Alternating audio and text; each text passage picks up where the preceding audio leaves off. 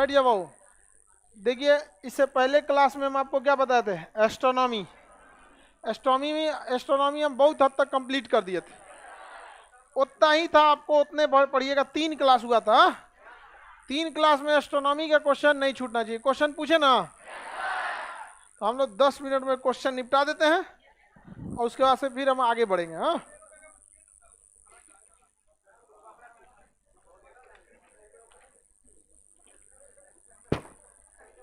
इबों का बीच में स्टेपलर मार दिया है, आधा खुलिए नहीं रहा है। अरे स्टेपलर बात नहीं, कोना में ना जाके मारा जाता है, बीच में उमच दिया उसको। अंतरिक्ष का अध्ययन क्या कहलाता है? एस्ट्रोनॉमी।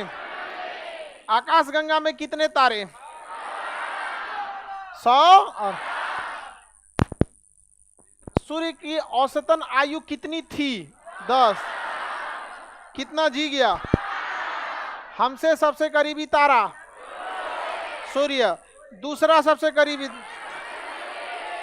करीबी आकाशगंगा, तारों देवयानी है।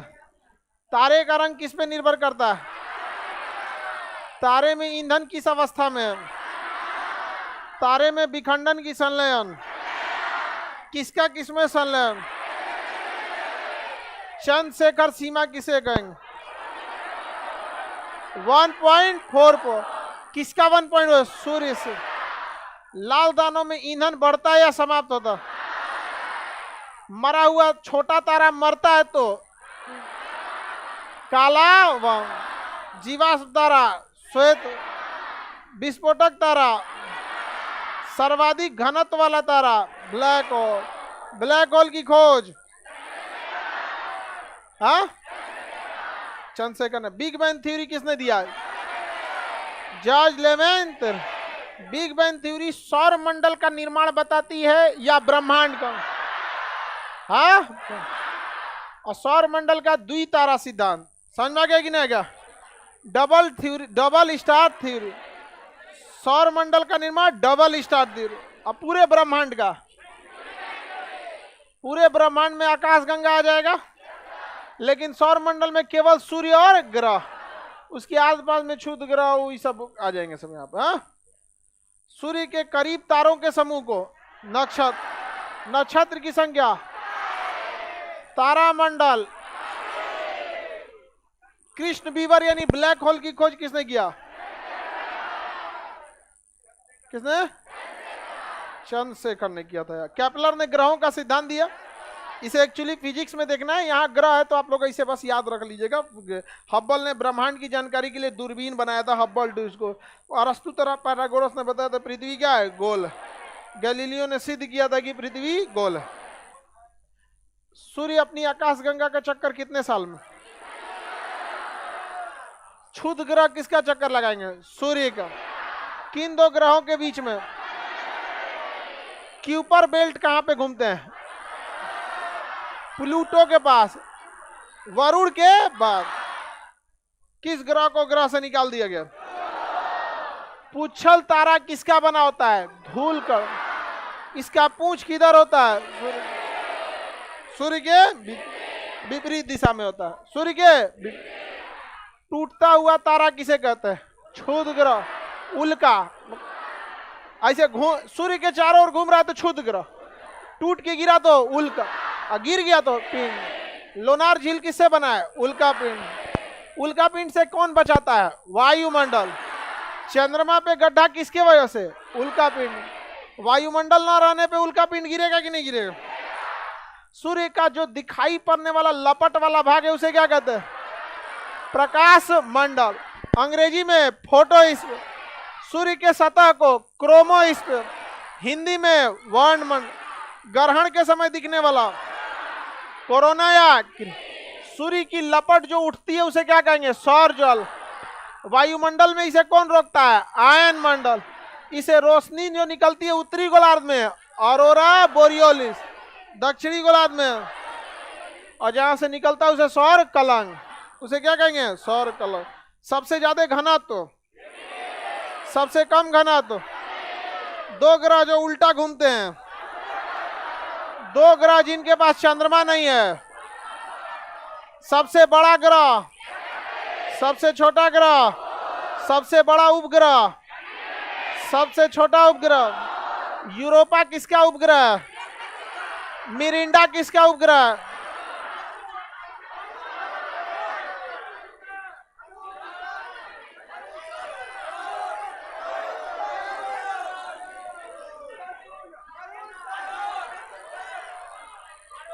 मिरिंडा उपग्रह किसका है? देखो वो लड़की कितना समझदार है, जवाब नहीं दी, देख ली नहीं। इसको ट्रेनिंग की जरूरत नहीं है, पूरा जांच कर ली दरोगा वाला।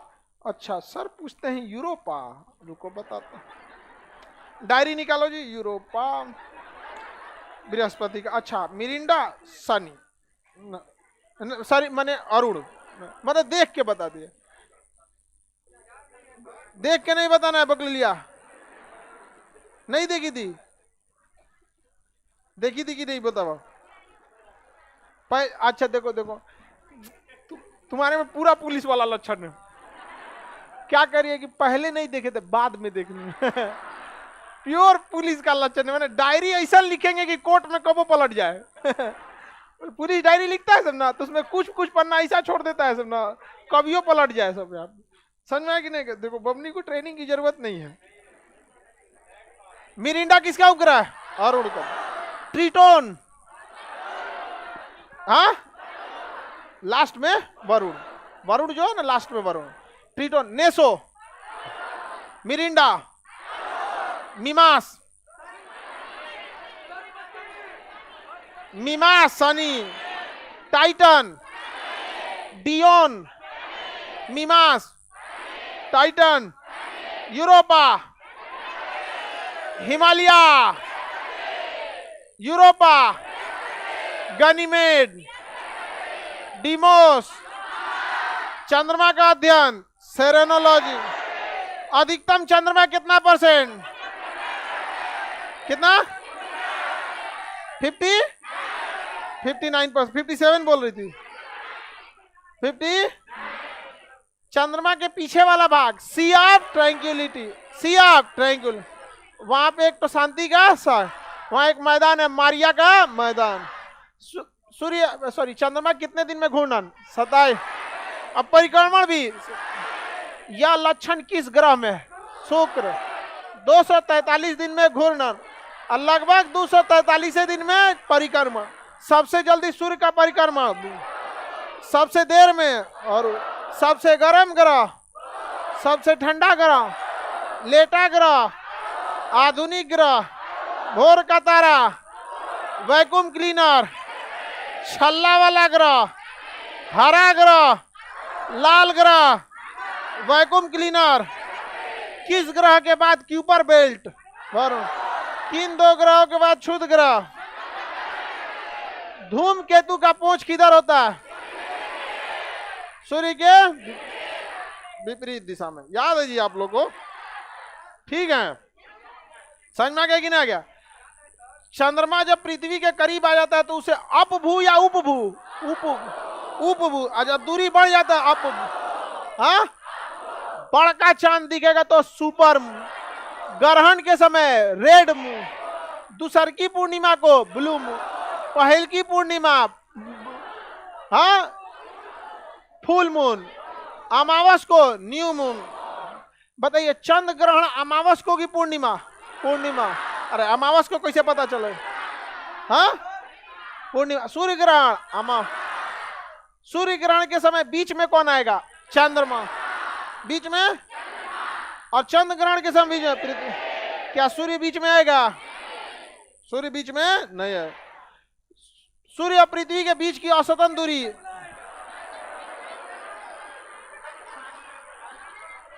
औसतन दूरी 15 करोड़ किलो, 15 करोड़ किलो। याद है जी आप लोग को? हाँ याद है ना? कितने लोग का फर्स्ट क्लास है? देखिए आप लोग फर्स्ट और सेकंड में अंतर होता है। चलिए अब ध्यान समझते हम लोग। 14.96 यानी 15 करोड़ किलोमीटर डिस्टेंस। आप जितने लोग का क्लास छूट गया आप लोग ऑनलाइन उसको देख लेंगे, हम लोग ऑनलाइन एक्सेस दे देना 3 क्लास का, ठीक है? आप लोग कर लिया ना? देखो बबुआ तुम लोग को बताते हैं, क्लासवा में रहेगा लोग गधा लोग तो याद हो जाएगा, और घरे बैठल रहेगा तो याद ना हो। तो लाइव वाले लोग अकेले कमरा में जाओ और चिल्ला चिल्ला याद करो। ये बीपीएससी या यूपीएससी वाला एग्जाम नहीं है जिसमें तुमको क्या करना पड़ेगा, बहुत डिटेल से दिमाग लगा कर करना पड़ेगा। बीपीएससी वाले में तो बोलते भी नहीं है लोग कि चिल्ला चिल्ला बोलो, उतना तुम लोग खुदे गला सूखल रहता है। इसमें आप लोग को बोलना है, समझ में आ गया? गांव में जो लड़के हैं सो तबेला में जाओ भैंस के पास, अगर उसको याद हो गया पक्का तुम्हें भी याद हो जाएगा। समझ में आ गया कि नहीं आएगा? भैंस के पास जाके बोला सबसे बड़ा ग्रह बृहस्पति। चलिए अब हम लोग आगे बढ़ते हैं स्थलाकृति पे। किस पे?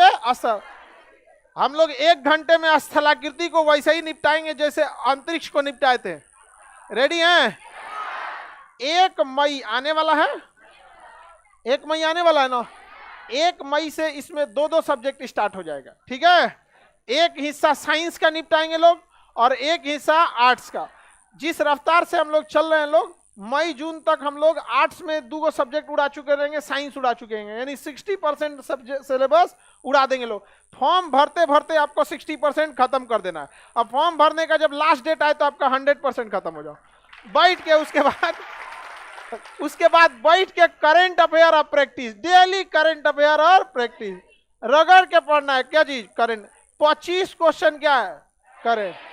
आप में जितने लड़के हाथ उठाइए जो मानचित्र वाले बैच में नहीं है, नक्शा वाले बैच में नहीं है, आप लोग को हर हाल में नक्शा पढ़ लेना लो, ठीक है? कौन सी हो गया? कौन सी हंस कौन सी रही है?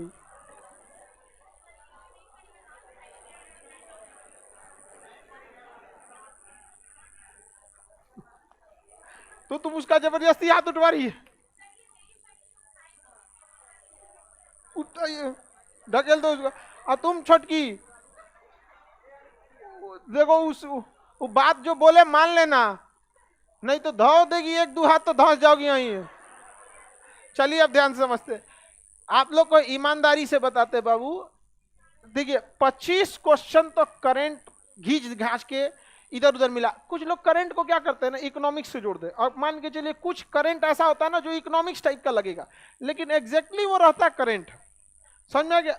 अब करंट भी पूछेगा। अब करंट को तो कई लोग पॉलिटी से जोड़ दे, अगर पूछ दे कि यूएन महासचिव सपोज चेंज किए तो आप तो उसे करंट अफेयर घुसाने के लिए घसीट के लेके चलिए पॉलिटी से पूछा है, तो इसका तो कोई और छोर नहीं होता। तो आपका ये हो गया। 15 से 20 क्वेश्चन आपका करम फुटल रहेगा तो 15 को मैप से पूछेगा। कितना हो गया? 40, 30 पूछ दिए, 30 है। तुमको एक पसवे लग रहा है, वो तनी दूर नहीं दिख रहा था। तो देखिए आप कितना पढ़ रहे हैं ये अलग चीज है, आपका रिजल्ट हो रहा है या नहीं ये अलग चीज है। आपको क्या लगता है पटना में 6-6 साल से लड़का रखा हुआ है, 6-6 साल। पटना में औसतन लड़कों का रिजल्ट जो होता है ना वो 3 साल लगा देते हैं, लेकिन हम आपको बता 3 से 4 साल। गड़बड़ी क्या है ना, उसको मजा आता है वही पढ़ रहा है, यही उसकी सबसे बड़ी खराबी है। किसी भी सब्जेक्ट, उसका मैथ बढ़िया है ना, रगड़ के मैथ बनाएगा। देखिएगा ना, एक का मैथ ऐसा है ना, वो सब हत्या कर दे सब पैथागोरस का, मतलब दौड़ा के मैथ बनाएगा, उसको मैथे बनाता। अरे भाई कभी भी आपको रिजल्ट उस सब्जेक्ट से नहीं होता है जिस सब्जेक्ट में आप बहुत अच्छे हैं, बल्कि जो सब्जेक्ट कमजोर है उसको ठीक करने से होता है। उस लड़के का रिजल्ट हो जाएगा जो ये ना कह सके कि मेरा कौन सब्जेक्ट कमजोर है। जब आप एवरेज सब में लेते जाएंगे ना तो आपको सही हो जाएगा, नहीं तो आप नौटंकी करते रह जाएंगे, गड़बड़ा जाएगा। हमारी कोशिश यही है कि आपको इतना पहले सिलेबस कंप्लीट करके दे दें कि आपको अगर गड़बड़ लगबो करे ना, आपके पास सेल्फ इतना टाइम हो जाए कि आप उसको बना सके। 2 महीना हम लोग लेके चलते हैं लोग पूरा प्रैक्टिस करने के लिए, याद कर करके दौड़ा दौड़ा के।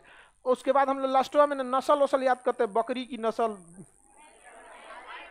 हाँ भैंस की नस्ल, आप लोग का गधों की नस्लें, बंदर की नस्ल, घोड़ा की नस्ल, कांकरेज ऐसे पूछ देता है, कांकरेज किसकी नस्ल है? अरे पूछता है बबुआ, हाँ 1 से 2 क्वेश्चन पूछा देता है। आगे अब चलते हैं हम लोग इस पे स्थलाकृति पे। चलिए स्टार्ट किया जाए। देखिए पृथ्वी जो है ना बहुत विशाल, पृथ्वी क्या है, धधकता हुआ आग का पहले गोला था, शांत हुआ, अब इसको पृथ्वी उत्पत्ति में हम इसे समझेंगे लोग। पृथ्वी जब सिकुड़ी ना तो इसके परत पे कई सारी स्थलाकृतियों का निर्माण हो गया। जैसे हमारे चेहरा पे नहीं कभी कभी क्या निकल जाता है, पिंपल्स उम्पल, वही पिंपल्स उम्पल्स निकल जाते हैं पृथ्वी पे, तो उसको हम लोग पर्वत कहते हैं। हवाई जहाज से पर्वत को देखिएगा ना तो छोटा दिखता है, बशर्ते हिमालय को मत देखिए, क्योंकि हिमालय बहुत ऊंचाई पे 30,000 फीट की ऊंचाई पे, अजहजिया उड़ती है 35,000 पे, ठोक देगा उसको कहियो ऐसे कहियो बुला लेगा, आओ तुमको दिखाते हैं आप। इसलिए हिमालय के ऊपर से हवाई जहाज नहीं जाती है, थोड़ा भी गड़बड़ी होगा तो संभलने का मौका नहीं मिलेगा, कहाँ संभलिएगा उसमें, वो खाली नोका नोकी पहाड़े हैं यहाँ पे। तो स्थलाकृति क्या होता है, पृथ्वी के जो हलचल होते हैं बहिर, दो तरह के बल काम करते हैं। एक अंतर्जात बल, पृथ्वी के अंदर से धधकना है, ज्वालामुखी, भूकंप, ये सब क्या है सब अंतर्जात बल। तो पृथ्वी पर अंतर्जात बल भी लगते हैं और पृथ्वी के बाहर बहिर्जात बल भी लगते हैं। जैसे नदियों का वेग बहिर्जात बल, सुनामी आके कूद गया शहर के अंदर, कौन बल है, बहिर्जात। हालांकि सुनामी उत्पत्ति हुआ था भूकंप के कारण, तो भूकंप जो है वो अंतर्जात, और कूद गया सुनामी का पानी बाहर, बहिर्जात। ज्वालामुखी अंतर्जात, भूकंप अंतर्जात बल है, बाढ़ बहिर्जात, आंधी तूफान बहिर्जात, अपर्दन बहिर्जात। तो कई तरह से पृथ्वी का निर्माण होता है जिसमें बहिर्जात और अंतर्जात बल है। क्वेश्चन तो यहाँ पूछेगा, 4 गो ऑप्शन देके इनमें से कौन सा बहिर्जात बल है, आप बता सकते हैं। जिसकी उत्पत्ति बाहर से हुई है उसे एक्सटर्नल फोर्स बहिर्जात बल कहते हैं। तो बहिर्जात बल के बारे में हम समझते हैं, पृथ्वी के बाहर लगता है, ये हवाओं द्वारा भी लग सकता है। जैसे हवा अपने साथ आंधी पत्थर उथर लेके जाता है, आपका घर के छत के ऊपर अगर खिड़की लगाते हैं वो शीशा का है, तो देखिएगा एक दो लू चलेगा ना तो 2-3 दिन में लू में शीशा तूरिए देता है। ईटा कंकड़ पर धराते हैं, तूर देते हैं कि नहीं तूर देते हैं। किसी घर में अगर आदमी नहीं रह रहा है 40 साल तक, कोनो घर को छोड़िए ना तो ऑटोमेटिक धंसा देता है घर वाला, धीरे धीरे क्या करता है, अपर्दन कर के धंसा देता है। आदमी रहेगा तो घर चलेगा 100 साल, और नहीं रहेगा तो 40 साल में गिरा देगा उसको, क्योंकि आदमी रहता है तो मेंटेनेंस करते रहता है यहाँ पे। तो हवाओं का भी बहुत ज्यादा क्या पड़ता है, घर्षण पड़ता है। आप देखिएगा पुरानी बिल्डिंगों में से ना दीवालवा में से प्लस्तरवा गिरते रहता है, आपको कैसे पता चल रहा था, उसमें रासायनिक अपक्षय हुआ, पहले धूप पड़ा तो चिटक गया, पानी पड़ा तो ठंडा हुआ। तो कुछ रासायनिक क्रिया होती हैं, धूल कण चला, हवा चला तो भौतिक क्रियाएं होती हैं। तो इस कारण कई तरह के चट्टानों के टूटने फूटने से स्थलाकृतियों का निर्माण होता है। जब कोई भी चीज टूटने लगता है तो उसे हम लोग कहते हैं अपर्दन, अपक्षय। क्या कहते हैं, अपक्षय, वेदरिंग, अपक्षय या वेदरिंग। कोई चीज का टूटना क्या कहलाता है, अपक्षय। क्या कहलाता है, अपक्षय। वेदरिंग क्या कहलाएगा, वेदरिंग कहलाता है अंग्रेजी में अपक्षय। कोई चीज टूटता है तो उसे क्या कहते हैं, अपक्षय। कई तरह से टूट सकता है कोई भी चीज को, जैसे ऐसे तोड़ दीजिए तो क्या हो जाता है, अपक्षय हो जाता है। जैसे बहुत ज्यादा धूप पड़ेगा तो चट्टान में दरारें पड़ जाती हैं, क्या हो जाता है, अपक्षय हो जाता है। क्या हो जाता है, अपक्षय। ठंड से भी अपक्षय हो जाता है, ठंड से भी क्या हो जाता है, अपक्षय। जैसे चट्टानों के बीच में दरार होता है, इसमें पानी घुस जाता है और ठंड इतना पड़ता है कि पनिया क्या बन जाता है, बर्फ। और जब बर्फ बनेगा तो ढकेल देता है, इसको क्या करेगा, ढकेल देता है, तो चट्टान में टूट सकता है। तो चट्टानों में होने वाले टूट फूट को हम लोग क्या कहते हैं, अपक्षय। क्या कहेंगे, अपक्षय।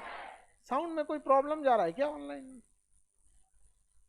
कुछ लड़का कर रहा है साउंड में, साउंड तो ठीक जा रहा है, साउंड तेज कीजिए रे बकलो, अपना वॉल्यूम बढ़ा लेना। अब कौन सी बोले, घुस के इसमें बोलेंगे, नो प्रॉब्लम। ठीक है, किसी किसी का मोबाइल खराब है, तुम देर बतिया दिया उस मोबाइल से इस मोबाइल हीट हो गया है, हमारा दोस्त दे रहा है यहाँ पे, ये सब यूनिनॉर वाला है सब। पहले को यूनिनॉर था, हम लोग के समय चलता था, यूनियन से यूनियन फ्री चलता। अरे मत पूछे, दुका बतिया इतना रहता है सर, 1 घंटा कौन सी बतियाता है सर तुम लोग, हाँ। हालांकि लड़का मना करता होगा, सब यही होती होगी जगह, तुमको तो टाइम ही नहीं है। लड़का कहाँ, जो लड़का को फुर्सत है, वो तो टेंशन में है कि 1 घंटा ही दिमाग चाट गए, 3 गो से और बतिया ले रहे हो, खचरा होता है सर लड़का। लड़की लोग भरोसा मत कीजिएगा लोग, चलो आप ध्यान से समझते हैं। अपक्षय किसे कहते हैं, चट्टानों का टूटना अपक्षय।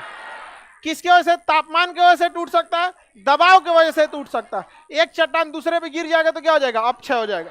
क्या हो जाता है? अपक्षय। अपक्षय दो तरह से हो सकता है, भौतिक अपक्षय जैसे तापमान या फिर दबाव। एक पत्थर ऐसे गिरेगा ना तो रास्तों में 20 गो पत्थर को तूर के चल जाएगा, तो क्या है? भौतिक अपक्षय। रासायनिक अपक्षय भी हो सकता है, रसायन केमिकल से भी क्या हो सकता है? टूट सकता है। तो चट्टानों के अपक्षय से भी स्थलाकृतियों का निर्माण होता है, टूट फूट से भी स्थलाकृतियों का क्या होता है? निर्माण होता है। अपक्षय समझ में आ गया कि नहीं आएगा? अपर्दन, अपर्दन, अपर्दन को कहते हैं इरोजन। क्या कहेंगे? इरोजन। इरोजन का मतलब क्या होता है? घिसावट। नदी जब चलती है तो घिसते रहती है, नदी के चलने से जमीन क्या हो जाता है? घिस जाता है, और घिस के मिट्टी काट के आगे बढ़ जाती है। उत्तराखंड में देखिएगा ना, इतना ना घिस दिया कि उलाट पलाट दिया को गाँव में लेके चल जाता है, वहां पे बहुत तबाही बताते हैं। तो घिसावट को क्या कहते हैं? अपर्दन। घिसावट को सबसे ज्यादा अपर्दन नदियां करती हैं, सबसे ज्यादा अपर्दन नदी करती है, सबसे ज्यादा अपर्दन। हवा अपर्दन कम करती है, हवा क्या करती है? अपर्दन कम करता है। हवा ज्यादातर अपर्दन जो करेगा वो मरुस्थलीय क्षेत्र में करेगा। कहाँ करेगा? किसी चीज को रगड़ देना क्या कहलाता है? अपर्दन। रगड़ते हैं, अपर्दन। इसी को कहते हैं घिसावट। आप सुबह सुबह जो ब्रश करते हैं वो क्या करते हैं? अपर्दन। क्या करते हैं? अपर्दन करके धक्के रगड़ते रहते हैं ना, वो क्या है? अपर्दन है। कोनो अपक्षय भी करता है, अपक्षय मतलब क्या? कूच लेना है, उसे क्या कहेंगे? अपक्षय। एक हो गया अपर्दन, एक और निक्षेपण। निक्षेपण, निक्षेपण को डिपोजिट, डिपोजिट कहते हैं, जमा कर देना। क्या कर देना? जमा कर। ब्रश किए तो क्या है? अब दतुअन समझो, दतुअन।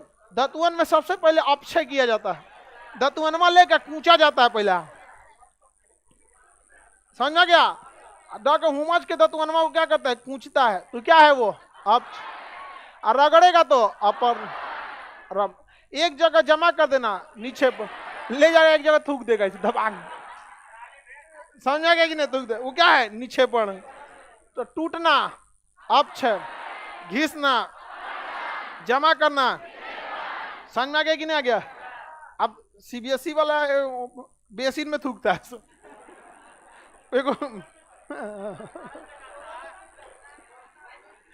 कौन सी बोलता है? टकला। चलो, अरे उसको बेसिन बोलते हैं, फूटा घैला नहीं रहेगा था कहेगा। चलो ध्यान से समझो। अब आप देखिएगा तो निक्षेपण हमेशा गड्ढे वाले स्थान पर होता है। आपके गांव में भी कोई गड्ढा वाला जगह होगा ना, तालाब, तो देखिएगा कोनो गड्ढा गुड़े तो 10 घर का पानी वही गड्ढा में जा रहा है। क्या हो रहा है? वो निक्षेपण। पोखरा वोखरा में क्या होता है? निक्षेपण। क्या होता है? निक्षेपण। और पानी बहता है तो अपर्दन, और दबाव लग गया तो कितनी क्रियाएं? 3। अपक्षय, अपर्दन, नीचे। अंतर्जात या बहिर्जात? बहिर्जात। क्या ये? सबसे ज्यादा अपक्षय, अपर्दन और निक्षेपण नदियां करती।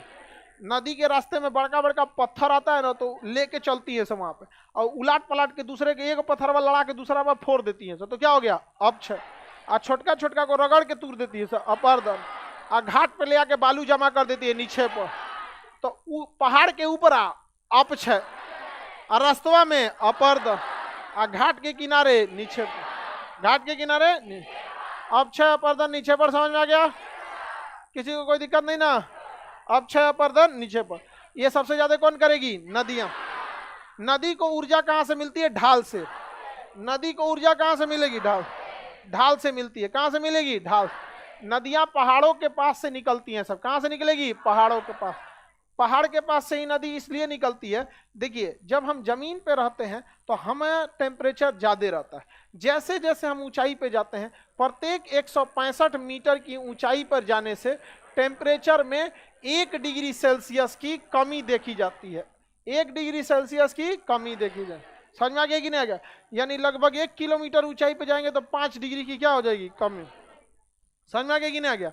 अब हिमालय जो है ना, माउंट एवरेस्ट, वो 9 किलोमीटर है, 8,850, यानी लगभग 9 किलोमीटर। वहां जाएंगे 9 पचे 45, 45 डिग्री सेल्सियस घट जाएगा। कितना घट जाएगा? 45। सोचिए अगर हम लोग का टेम्परेचर 45 डिग्री है ना निचवा, हिमालय यहाँ से हाइट पे जाएंगे तो कितना घट जाएगा? 0 हो जाएगा। हवाई जहाज में जब आप बैठिएगा ना तो टेम्परेचर, अगर कोई बहुत बढ़िया कमर्शियल जहाज रहते हैं सब ना, तो आपके अगवा स्क्रीन दे देते हैं सर, वो बताते रहता है कितना स्पीड है। बाहरवा टेम्परेचर -55 डिग्री रहता है। हाँ 12वां, -55 डिग्री सेल्सियस, और मर जाएगा आदमी बाहर, दरवाजा खोल दे तो ट्रेन की तरह जम जाएगा, इसे कोनो झांके के जा जम गया यहाँ पे। अरे सबको ले जाएगा वो, कोनो एगो अकेले थोड़े जाएगा वो, सबको लेके चल जाएगा वहां पे। तो बाहर का टेम्परेचर कितना रहता है? -55, -55 से -60। चलिए अब ध्यान से समझिए, जब हम ऊंचाई पे जाते हैं तो टेम्परेचर में गिरावट आती है। गिरावट आने का रीजन क्या है? हम जब पृथ्वी पर आते हैं तो हमारा अपना शरीर का टेम्परेचर और अगल बगल के टेम्परेचर को लेके रखता है। आप सबके शरीर का टेम्परेचर 37 डिग्री सेल्सियस है, 37 से 38 डिग्री हो गया है, समझ में आ गया कि नहीं गया? अब इतना टेम्परेचर एक साथ काम कर रहा है, जरा देखिए तो, ये हजारों लड़के, 4-5 हजार लड़के का शरीर का टेम्परेचर 37 डिग्री सेल्सियस, तो पूरा क्लासरूम को गर्म कर दिया। सांस जब छोड़ रहा होता है तो वो और भी ज्यादा रहता है, शरीर से भी ज्यादा गर्म, लगभग 40 पे रहता है वहां पे। तो इतना टेम्परेचर इस हवा में मिल रहा है। दूसरा, पृथ्वी गर्म है, ये बोर्ड गर्म है, हमें अगल बगल से हीट आके मिल रहा होता है। लेकिन जैसे हम छोड़ के हाइट पे जाते हैं, पृथ्वी, घर द्वार सब नीचे में रह जाता है, ऊपर कोई नहीं, डायरेक्ट सूर्य का जो मिल रहा है गर्मी वही, अदरवाइज में नहीं। ये पृथ्वी कितना हीट दे सकती है अंदाजा लगाइए। गर्मी के दिन में नंगे पांव छत पे जाइएगा, समझ में आ गया कि नहीं? जल जाता है कि नहीं जल जाता है? तो ऊंचाई पे जाने पे टेम्परेचर क्या हो जाता है? घट जाता है। और यही वजह है कि घटने की वजह से वहां पे ठंडा पड़ता है, वहां से पानी का निर्माण हो जाता है, पानी का निर्माण होता है। ठंडा चीज हवा से पानी को गला देता है। जैसे हमारे वातावरण में पानी के कण मौजूद है, क्योंकि हर जगह से पानी मौजूद है। कहीं पोखरा में से पानी उड़ रहा है, कहीं नाली का पानी भाप बना हुआ है, कहीं कहीं किसी का पसीना भाप बन के उड़ गया है, पसीना सूख के अंदर थोड़े जाता है, वापस चल जाएगा, हवा में उड़ गया, यहीं पे उड़ रहा है यहाँ पर, समझ में आ गया कि नहीं आ गया? हवा में क्या होता है? भाप बन के उड़ जाता है। जब हम ठंडा पानी निकालते हैं, ठंडा पानी का बोतल रखते हैं, तो ये हवा इससे टकराती है, क्या होती है? टकराती है। और ये अगर ये ठंडा नहीं है, अगर ये ठंडा रहता तो देखिएगा ना, तो ये पूरा ठंडा हो जाता। ये अपने से टकराने वाली सभी हवाओं को, उसमें से जितना पानी था उसको वापस ठंडा करके बूंद बना देगा, और धीरे धीरे धीरे धीरे अगल बगल में पूरा पानी की क्या जमा कर लेगा? बूंद जमा कर। इतना छोटा बोतल उतना दूर कचाइन मचा देता है। आप देखिएगा ना, किचाइन नहीं समझता है, कादो कादो। तो इसको, इतना छोटा बोतल अगर ठंडा करके टेबल पे रख दीजिएगा तो किचाइन मचा देता है, समझ में आ गया? जरा सोचो हिमालय कितना बड़ा है, गंगा नदी निकाल दिया, समझ में आ गया कि नहीं आ गया? जब इतना छोटा बोतल ठंडा करके रखते हैं तो पूरा किचाइन कर देता है बाहर बाहर हवा से पानी लेके, तो वो नहीं कर सकता हिमालय, और भी उसकी ऊंचाई उतना है, तो ऊंचाई से ही नदियां निकलती हैं। रीजन समझ में आ गया? संघनन, ठंडा होकर भाप बन जाता है। नदियां जब दो पहाड़ों से निकलती हैं तो ये अंग्रेजी के भी के आकार दिखती हैं, इसलिए इसे भी आकार की घाटी कहते हैं। देखिए आपसे क्वेश्चन पूछेगा, भी आकार की घाटी, एस आकार की घाटी, आई आकार की घाटी, यू आकार की घाटी, अंधी घाटी, लटकती घाटी, अंधी घाटी और लटकती। तो घाटी तो इसे निपटा देंगे। कौन किसके द्वारा बनता है? तो बताइए, भी आकार की घाटी कौन बनाती है? भी आकार की घाटी कौन बनाती है? नदी। जब ये गहरी हो जाती है तो इसे गार्ज कहते हैं, गहरी हो जाती है तो गार, एकदम गहरा हो जाता है तो आई आकार की घाटी, एकदम गहरा हो गया तो आई आकार। भी गार्ज आई, भी गार्ज आई। शुरुआत में भी आकार, गहरा हुआ तो और गहरा हो गया तो आई क्यों हो जाता है? समझिए, शुरुआत में तो भी आकार रहता है, और शुरुआत में अगर इसमें नदियां तेजी से जाएगी तो ज्यादा दबाव कहाँ लगाएगी? नीचे, तो ये घिसावट होगा नीचे वाला एरिया, घिस के ऐसे हो जाएगा तो गार्ज हो जाएगा। लेकिन गार्ज बनने के बाद पानी ऊपर वाले इस वाले भाग से, जो पहले भी था, इस वाले भाग से हट जाएगा, इस वाले भाग से पानी हट जाएगा, कहाँ चल जाएगा? नीचे। अब काट छाट जो करेगा नीचे वाले में करेगा, तो ये सीधा खड़ा होकर क्या बन जाएगा? आई। तो भी आकार के बाद गार्ज, गार्ज के बाद आई, आई को ही कैनियन कहते हैं, आई को ही क्या कहते हैं? कैनियन। क्वेश्चन पूछा था यूपी पीसीएस में, सबसे तीखी खाई किसकी होती है? कैनियन की। किसकी? कैनियन। आई नहीं था, क्या था? कैनियन। आई का ही दूसरा नाम क्या है? कैनियन। तो सबसे पहले भी आकार, उसके बाद फिर कैनियन, कैनियन या आई आकार, कैनियन या आई आकार की घाटी। याद रहेगा, ये कहां पे बनता है? पर्वतों पर। कहां बनता है? कहां बनेगा? ये पर्वतों पे बनेगा, याद रहेगा ना? किसी को तो कोई दिक्कत नहीं है पर्वतों पर। पर्वत पर मिट्टी एक जैसे नहीं रहती है सब, कहीं नरम पत्थर, कहीं कहीं अलग अलग पत्थर। तो नदियां उबड़ खाबड़ जाती हैं। कैसे जाती हैं? उबड़ खाबड़, जिसे हम छिपरिका कहते हैं। क्या कहेंगे? छिपरी। क्या कहेंगे? छिपरी। तो बताइए, नदियां जब उबड़ खाबड़ रास्ते से जाती है तो फिल्मों में देखे होंगे, यहीं घूमने जाता है सब। एगो बोट ले लेगा, हेलमेट पहन लेगा, ऐसे ऐसे जाते रहेगा, हीरोइन उलट जाएगी, हीरो बचाएगा, देखेगा कितना अच्छा है। देखें, उसको राफ्टिंग कहता है सब। समझ में आ गया कि नहीं? हीरोइन कहे तुम नहीं रहते तो हम तो आज थे हो जाते। ऐसे जरा तू कहां से पहुंच जाता है सब बचाने के लिए। रियल लाइफ में कोनो मुसीबत नहीं आएगा जो तुम लोग बचाओगे लोग। समझ में आ गया? उस फिल्म में रहता है। आपने छिपरी का समझ में आ गया कि नहीं? गया किसी को कोई दिक्कत? बताइए, पहाड़ों के बीच में आई का दूसरा नाम उबड़ खाबड़। उबड़ खाबड़। और जब पहाड़ से नीचे गिरेगा तो झरना, पहाड़ से नीचे गिरेगा तो पहाड़ के नीचे कुछ जानवर जो होते हैं सब, पक्षी, इससे झरनमा के पिछुआ अपना घोंसला बनी ले रहता है सब। झरना इसे गिर रहा है ना, तो पिछुआ तो खाली जगह रहेगा, उसके पिछुआ कुछ कुछ घोंसला बनाया था। बाज ओज ये सब पहाड़ पे रहता है सब, बाज वगैरह। घर द्वार में नहीं रहेगा सब बाज वगैरह। आगे बढ़े, बहुत मनबड़ जीव होता है बाज। आगे बढ़े, किसी को दिक्कत नहीं ना? बाज जो होता है मांसाहारी होता है, दूसरे पक्षियों को मार के खा जाता है, हवा में ही मार देता है। इसलिए बाज को ट्रेनिंग देकर एयरपोर्ट के पास रखा जाता है। एयरपोर्ट का जो रनवे होता है, आप लोग जाके देखेंगे, जो रनवे होता है ना, तो यहाँ रनवे के इस यहाँ से उतरती है सब, और यहाँ से एक ओर से उतरेगी, एक ओर से उड़ती है, अलग अलग रखा जाता है। यहाँ से इस डायरेक्शन से उतारेंगे ना, तो इस डायरेक्शन से उड़ा देंगे। ऐसा नहीं कि इधर से भी उतारिए, इधरों से उतार दीजिए, तो नहीं, बवाले कराएगा यहाँ पे, तो लड़ जाएगा ना। लड़े इसलिए रखा जाता है। यहाँ देखिएगा ना, हवा में 2-3 तो बाज उड़ते रहते हैं हमेशा, वो ट्रेंड रहते हैं सब वहाँ पे। फ्लाइट उड़ने से पहले जब वो चली जाएगी ना, तो बाज वहाँ उड़ते रहता है, देखते रहता है। जहाज उड़तो कोनो अजीतो तो देख लेता हम, यहाँ कोई डिस्टर्बेंस नहीं खोजेगा, हम नीचे उड़ रहा है एयर इंडिया। समझ आ गया कि नहीं? अभी 2 दिन पहले एगो जहाज में आग लग गया था, पक्षी टकरा गया था। समझ आया कि नहीं? बाज मांसाहारी होता है, दूसरे किसी को आने नहीं देते हैं, और उसको बार बार उड़ाते हैं लोग ना। तो पक्षियों का भी अपना मोहल्ला होता है, वो जान जाते हैं से एदिया उड़ता है यमराज, तो नहीं जाते हैं। तो इसके पीछे कई सारे पक्षी अपना क्या बनाते हैं? आसरा। तो ये झरना समझ में आ गया कि नहीं आ गया? किसी को कोई दिक्कत नहीं है? क्या हो गया ये झरना? जब ये गिरता है तो गड्ढा बनाते हैं, जिसे कुंड कहते हैं। क्या कहते हैं? कुंड। हर झरना के नीचे एक कुंड होगा जिसे अनमन कुंड कहेंगे। हर झरना के नीचे एक कुंड होगा जिसे क्या कहेंगे? अनमन कुंड। इसके बाद नदियां आगे रास्ते में चलती हैं और ये एस आकार की घाटी बनाती है। कौन सी घाटी? एस आकार की घाटी। तो यहाँ 2 गो घाटी देखें, भी आकार, आई आकार, एस आकार। भी आकार, आई आकार, एस आकार। नदियां कभी भी किसी नदी को सीधे नहीं देखे होंगे। 2-4 किलोमीटर सीधे दिखेगा, फिर ऐसे घूमेगा, कभी ऐसे घूमेगा, कभी ऐसे घूमेगा। समझ में आ रहा है कि नहीं आ रहा? तो वो कौन सी घाटी कहलाती? एस आकार। एस आकार की घाटी का दूसरा नाम मिनांडर होता है। क्या होता है? मियांडर। और आई आकार का दूसरा नाम कैनियम। आई आकार का दूसरा नाम कैनियम। एस आकार का दूसरा नाम मिना। अनमन कुंड किसके नीचे बनते हैं? किसके नीचे? जल। एस आकार की घाटी पर्वत पे बनेगा या मैदानी क्षेत्र में? कहां पे? मैदानी। गंगा नदी कोई देखिएगा ना पटना में, क्या करता है? घूम जाती है। गंगा नदी भी क्या करेगी? घूम जाएगी। ये एस आकार की घाटी हो गई। किसी को कोई दिक्कत? अब देखिए, नदियां जो होती हैं, एक समय आता है जब अपना रास्ता इसे सीधा कर लेती है।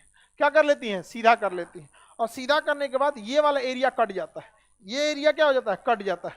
शॉर्टकट किसको नहीं पसंद है? नदियां इसको छोड़ के और इस रास्ते से निकल जाती है। इस रास्ते क्या हो जाती है? निकल जाती है। एक गोल घूमते घूमते ये एरिया कट जाता है, इसका त्याग कर देती है नदियां।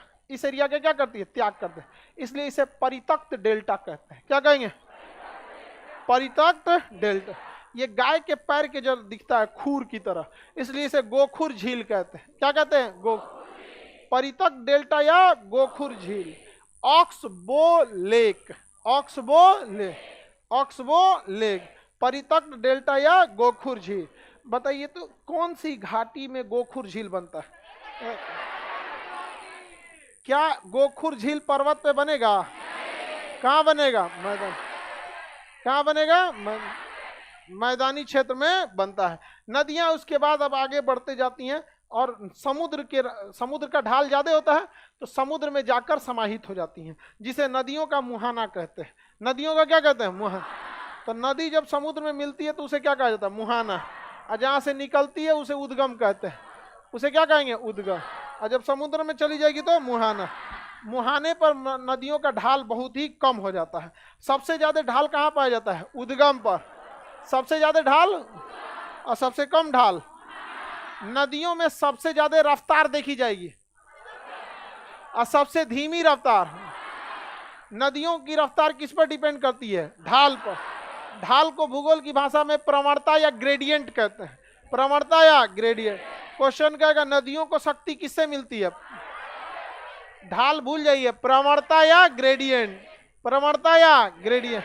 ढाल को ही हिंदी में क्या कहेंगे? प्रवणता। प्रवणता कहते हैं। आगे बढ़े। नदियां जब समुद्र के पास जाती हैं तो यहाँ पर इतना इनका स्पीड कम हो जाता है कि अपने साथ लाए गए कचरा को यहीं जमा कर देती हैं। अपने द्वारा लाए गए कचरा को क्या करती है? जमा कर देती है और खुद चली जाती है कहाँ पर? समुद्र में। अपने द्वारा लाए गए कचरा को क्या करती है? जमा कर देती। नदियों से यह कचरा कहाँ से आया है? रास्ता भर। जब जब रास्ता से गुजरी थी तो बकोटते हुए गई थी। आपके गांव बाढ़ आएगा ना तो दूसर गांव का मट्टी आपके यहाँ ठेल देगा और आपके गांव का मट्टी दूसरे के यहाँ ठेल देगा। आदान प्रदान होते रहता है यहाँ पे। तो नदी जब जाती है तो बकोटते हुए रास्ता में ले आती है जहां तहां से। ये जो बालू देख रहे हैं ये सब उत्तराखंड हेन तेन से काट कूट के ले आई है। समझ में आ गया कि नहीं आएगा? उत्तराखंड में नदी में देखिएगा ना, अभी गर्मी के दिन में देखेंगे नदियां सूखी रहेंगी तो खाली पत्थर मिलेगा। नदियों में ना बड़ा बड़ा पत्थर मिलेगा। जहां खूब ज्यादा पत्थर मिल गया समझिए कि नदी जा रही थी यहाँ से। नदी सूख गई है नदी, और जब पानी आएगा ना तो वही पत्थर आपस में टकराने लगेगा और फोड़ फाड़ के क्या बनाएगा? बालू। अब वही ले आके हम लोग गंगा घाट में निकालेंगे लोग बालू, सफेद बालू। सोन नदी में लाल बालू। रास्ते में जैसा पत्थर वैसा बालू। रास्ते में मिट्टी तो मिट्टी। आपके गांव में कोई पत्थर नहीं होगा तो आपके गांव के घाट पे देखेंगे तो मट्टी मिल जाएगा, मिट्टी मिल जाएगा ना। आप बीचवा में जाएंगे तो क्या मिलेगा? बालू मिलता। तो नदियों के कचरा को सिल्ट कहते हैं। नदियों के कचरा को नदियों के कचरा को क्या कहेंगे? सिल्ट कहते हैं। या सिल्ट बताइए बीच में जमा होता है या मुहाने पर? कहीं कहीं या बीच में भी जमा हो जाता है। जैसे पटना में घाट के सामने देखिएगा, पटना में जाके देखिएगा ना एनआईटी घाट पे सामने क्या है? कचरा जमा है, सिल्ट। सिल्ट क्या हो गया? जमा हो गया। तो ये सिल्ट कभी कभी द्वीप का काम कर देते हैं और ये सिल्ट दुनिया में सबसे बड़ा द्वीप बना दिया है मांजुली द्वीप। ब्रह्मपुत्र नदी पर कौन सा द्वीप? ब्रह्मपुत्र नदी पर। नदियों के यह सिल्ट में बताइए उपजाऊ होगा कि नहीं होगा? यह दूर से देखने पे गणित के डेल्टा जैसा दिखता है, अतः इसे क्या कहते हैं? डेल्टा। बताइए डेल्टा के निर्माण बीच में या मुहाने पर? डेल्टा उपजाऊ होगा कि नहीं होगा? सबसे बड़ा डेल्टा गंगा ब्रह्मपुत्र का डेल्टा। बंगाल में सुंदरवन का डेल्टा। यह सुंदरवन दो नदियों से बना है, एक गंगा द्वारा और एक ब्रह्मपुत्र द्वारा। तो इसलिए इसे सुंदरवन के डेल्टा को गंगा ब्रह्मपुत्र का डेल्टा के। डेल्टा उपजाऊ होगा कि नहीं होगा? सुंदरवन पूरा जंगले है, इतना ना उपजाऊ है यहाँ पर। तो बताइए डेल्टा बीच में बनेगा? भी आकार की घाटी कहाँ बनेगी? पर्वतों। आई आकार की घाटी पर्वत। एस आकार की घाटी मैदान। गोखुर झील। डेल्टा मुहाने पर। डेल्टा झरना उद्गम पहाड़ों पर। झरना पहाड़ों पर। छिपरिका पहाड़ पर। एस आकार की घाटी। मीनांडर किसका नाम है? एस आकार की घाटी। यहाँ नदियां क्या करती हैं? इस डेल्टा को जमा करती हैं और कई भागों में वितरित हो जाती है, बढ़ जाती है। एक इधर वितरित हो गई, कुछ पानी बीच से निकल गया, कुछ पानी इधर से निकल गया, कुछ पानी इधर से निकल गया। तो मुहाने पर आके नदियां कई सारे रास्तों में वितरित हो जाती हैं, जिसे हम वितरिका कहते हैं। क्या कहेंगे? वितरिकाओं के बीच के मिट्टी को क्या कहते हैं? डेल्टा। वितरिकाओं के बीच की मिट्टी को। अगर कई सारा डेल्टा एक बार बस जाए तो लगेगा जैसे किसी का पंजा है। लगेगा ना, जहाज से देखिएगा ऊंचाई पे तो लगेगा किसी जानवर का पंजा है। इसलिए कई सारी नदियों के सामने ऐसे डेल्टा जमा। एक डेल्टा यहाँ है, फिर बगल से वितरिका, फिर डेल्टा, फिर बगल से वितरिका। देखिए ना मेरे उंगलियों के बीच में डेल्टा नहीं बन रहा है, अरे गणित का डेल्टा ऐसा ही ना होता है। अभी नहीं समझा था, अब देखो बन गया डेल्टा। हाँ हाँ, नदी को रास्ता किसने दिखाया था? अरे वाह नदी को दरिया भी कहते हैं, और कहावत कहा जाता है, मैं दरिया हूं अपना हुनर जानता हूं, जिधर से भी गुजरूंगा रास्ता बना लूंगा। जब यार तुम खतरनाक क्वेश्चन पूछा, नदी के लिए कोई रास्ता नहीं, ढाल, ढाल ही नदियों की ऊर्जा है और ढाल ही नदियों का रास्ता है। जिधर ढाल नदी उधर। आप अपना खेत खोद दीजिएगा ना, दूसरे का खेत में अगर पानी डाला है, मेड़ फोड़ के, मेड़वा फोड़ के दू कुदारी आरी जोता है, ढाल बना दीजिएगा, रास्ता इधर ही आ जाए। ढाल ही क्या है? रास्ता होता है। आगे बढ़े।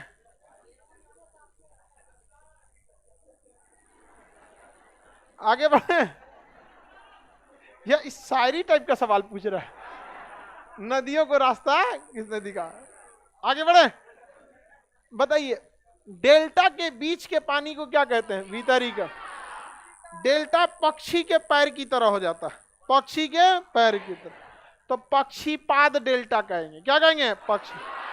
अमेरिका की एक नदी है मिसिसिपी नदी, वहां ऐसा 5-5 को डेल्टा एक हक पास बनाई है, इसलिए उसे क्या कहते हैं? पक्षीपाद डेल्टा। लेकिन गंगा नदी पक्षीपाद डेल्टा नहीं बनाती। रीजन समझिए क्या है। गंगा नदी निकलती है उत्तराखंड से। कहां से निकलेगी? उत्तराखंड से निकलते हैं, और उत्तराखंड के बाद जब वो यूपी में और बिहार में प्रवेश करती है, तो यूपी बिहार में मिट्टी बहुत नरम है, ये कठोर मिट्टी नहीं है। वहीं उत्तराखंड की मिट्टियां कठोर है, तो उत्तराखंड से जब निकलती है तो पथरीला भाग होता है, वहां ज्यादा काट छाट नहीं कर पाती। लेकिन यूपी में जितना तांडव मचाना रहता है ना, पूरा मट्टी बकोट वकोट के लेके चल देती है। अब बिहार से भी कुल मट्टी बकोट के लेके चल देती है, और जब बांग्लादेश में पहुंचती है ना, इतना ना मट्टी बकोट लेती है कि बांग्लादेश में उसका ढाल हो जाता है कम, अब चलने नहीं जाता है, गंगा नदी को चलल नहीं जाता है। कहता है कि माटी का हो तो अब कहाँ से ले जाएंगे हम एक बोझा, तो जहां तहां जमा करके ऐसे ऐसे निकल जाते हैं। समझ में आ गया कि नहीं आ गया? बीच में क्या बन जाता है? डेल्टा। कौन सा डेल्टा? सुंदरबन का डेल्टा। कौन सा डेल्टा? सुंदर। क्या यह डेल्टा उपजाऊ होगा? बहुत ज्यादा उपजाऊ होगा। आगे बढ़ जाएं, किसी को दिक्कत नहीं ना। लेकिन जब नदियों के किनारे पर पहाड़ आ जाते हैं, क्या आ जाते हैं? पहाड़ आ जाते हैं, तो नदियों का हालत हो जाता है खराब। अब नदियों के पास दो रास्ते, या तो पहाड़ काट दो, या तो ये कचरा जो लेके आए थे लेके जाए, दो ये रास्ता है। अब या तो इस पहाड़ को काट दे, और नहीं तो ये जो कचरा लेके आई है, ये कचरा को समुन्द्र में गिराए और जाए। तो बताइए, इस बुढ़ापा में नदी के लिए कौन सा सही है? कचड़वा ढकेल के फेंको, समुन्द्र में कचरा को क्या करो? गिरा दो, पहाड़ कटेगा इनसे। लेकिन याद कीजिए, ये वही नदी है,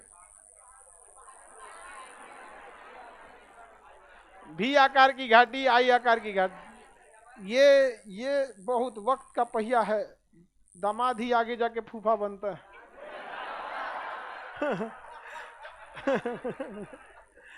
सोचो कितना ज्यादा शेयर मतलब गिर जाता है वैल्यू उसका। यहाँ पे शुरुआत में दामाद को तो लोग बड़ी ध्यान से रखता है। यहाँ पे कहीं टहलने जाता है तो घर के 4 आदमी जाता है, कोनो कुछ कह मत दे। नहीं, साथे जाता है सब यहाँ पे। और तो औरो हड़कल लेते, दिख दिख कहाँ गईले हो, कोई कोनो कुछ बोल मत दे। हाँ, कौन जा रहा है?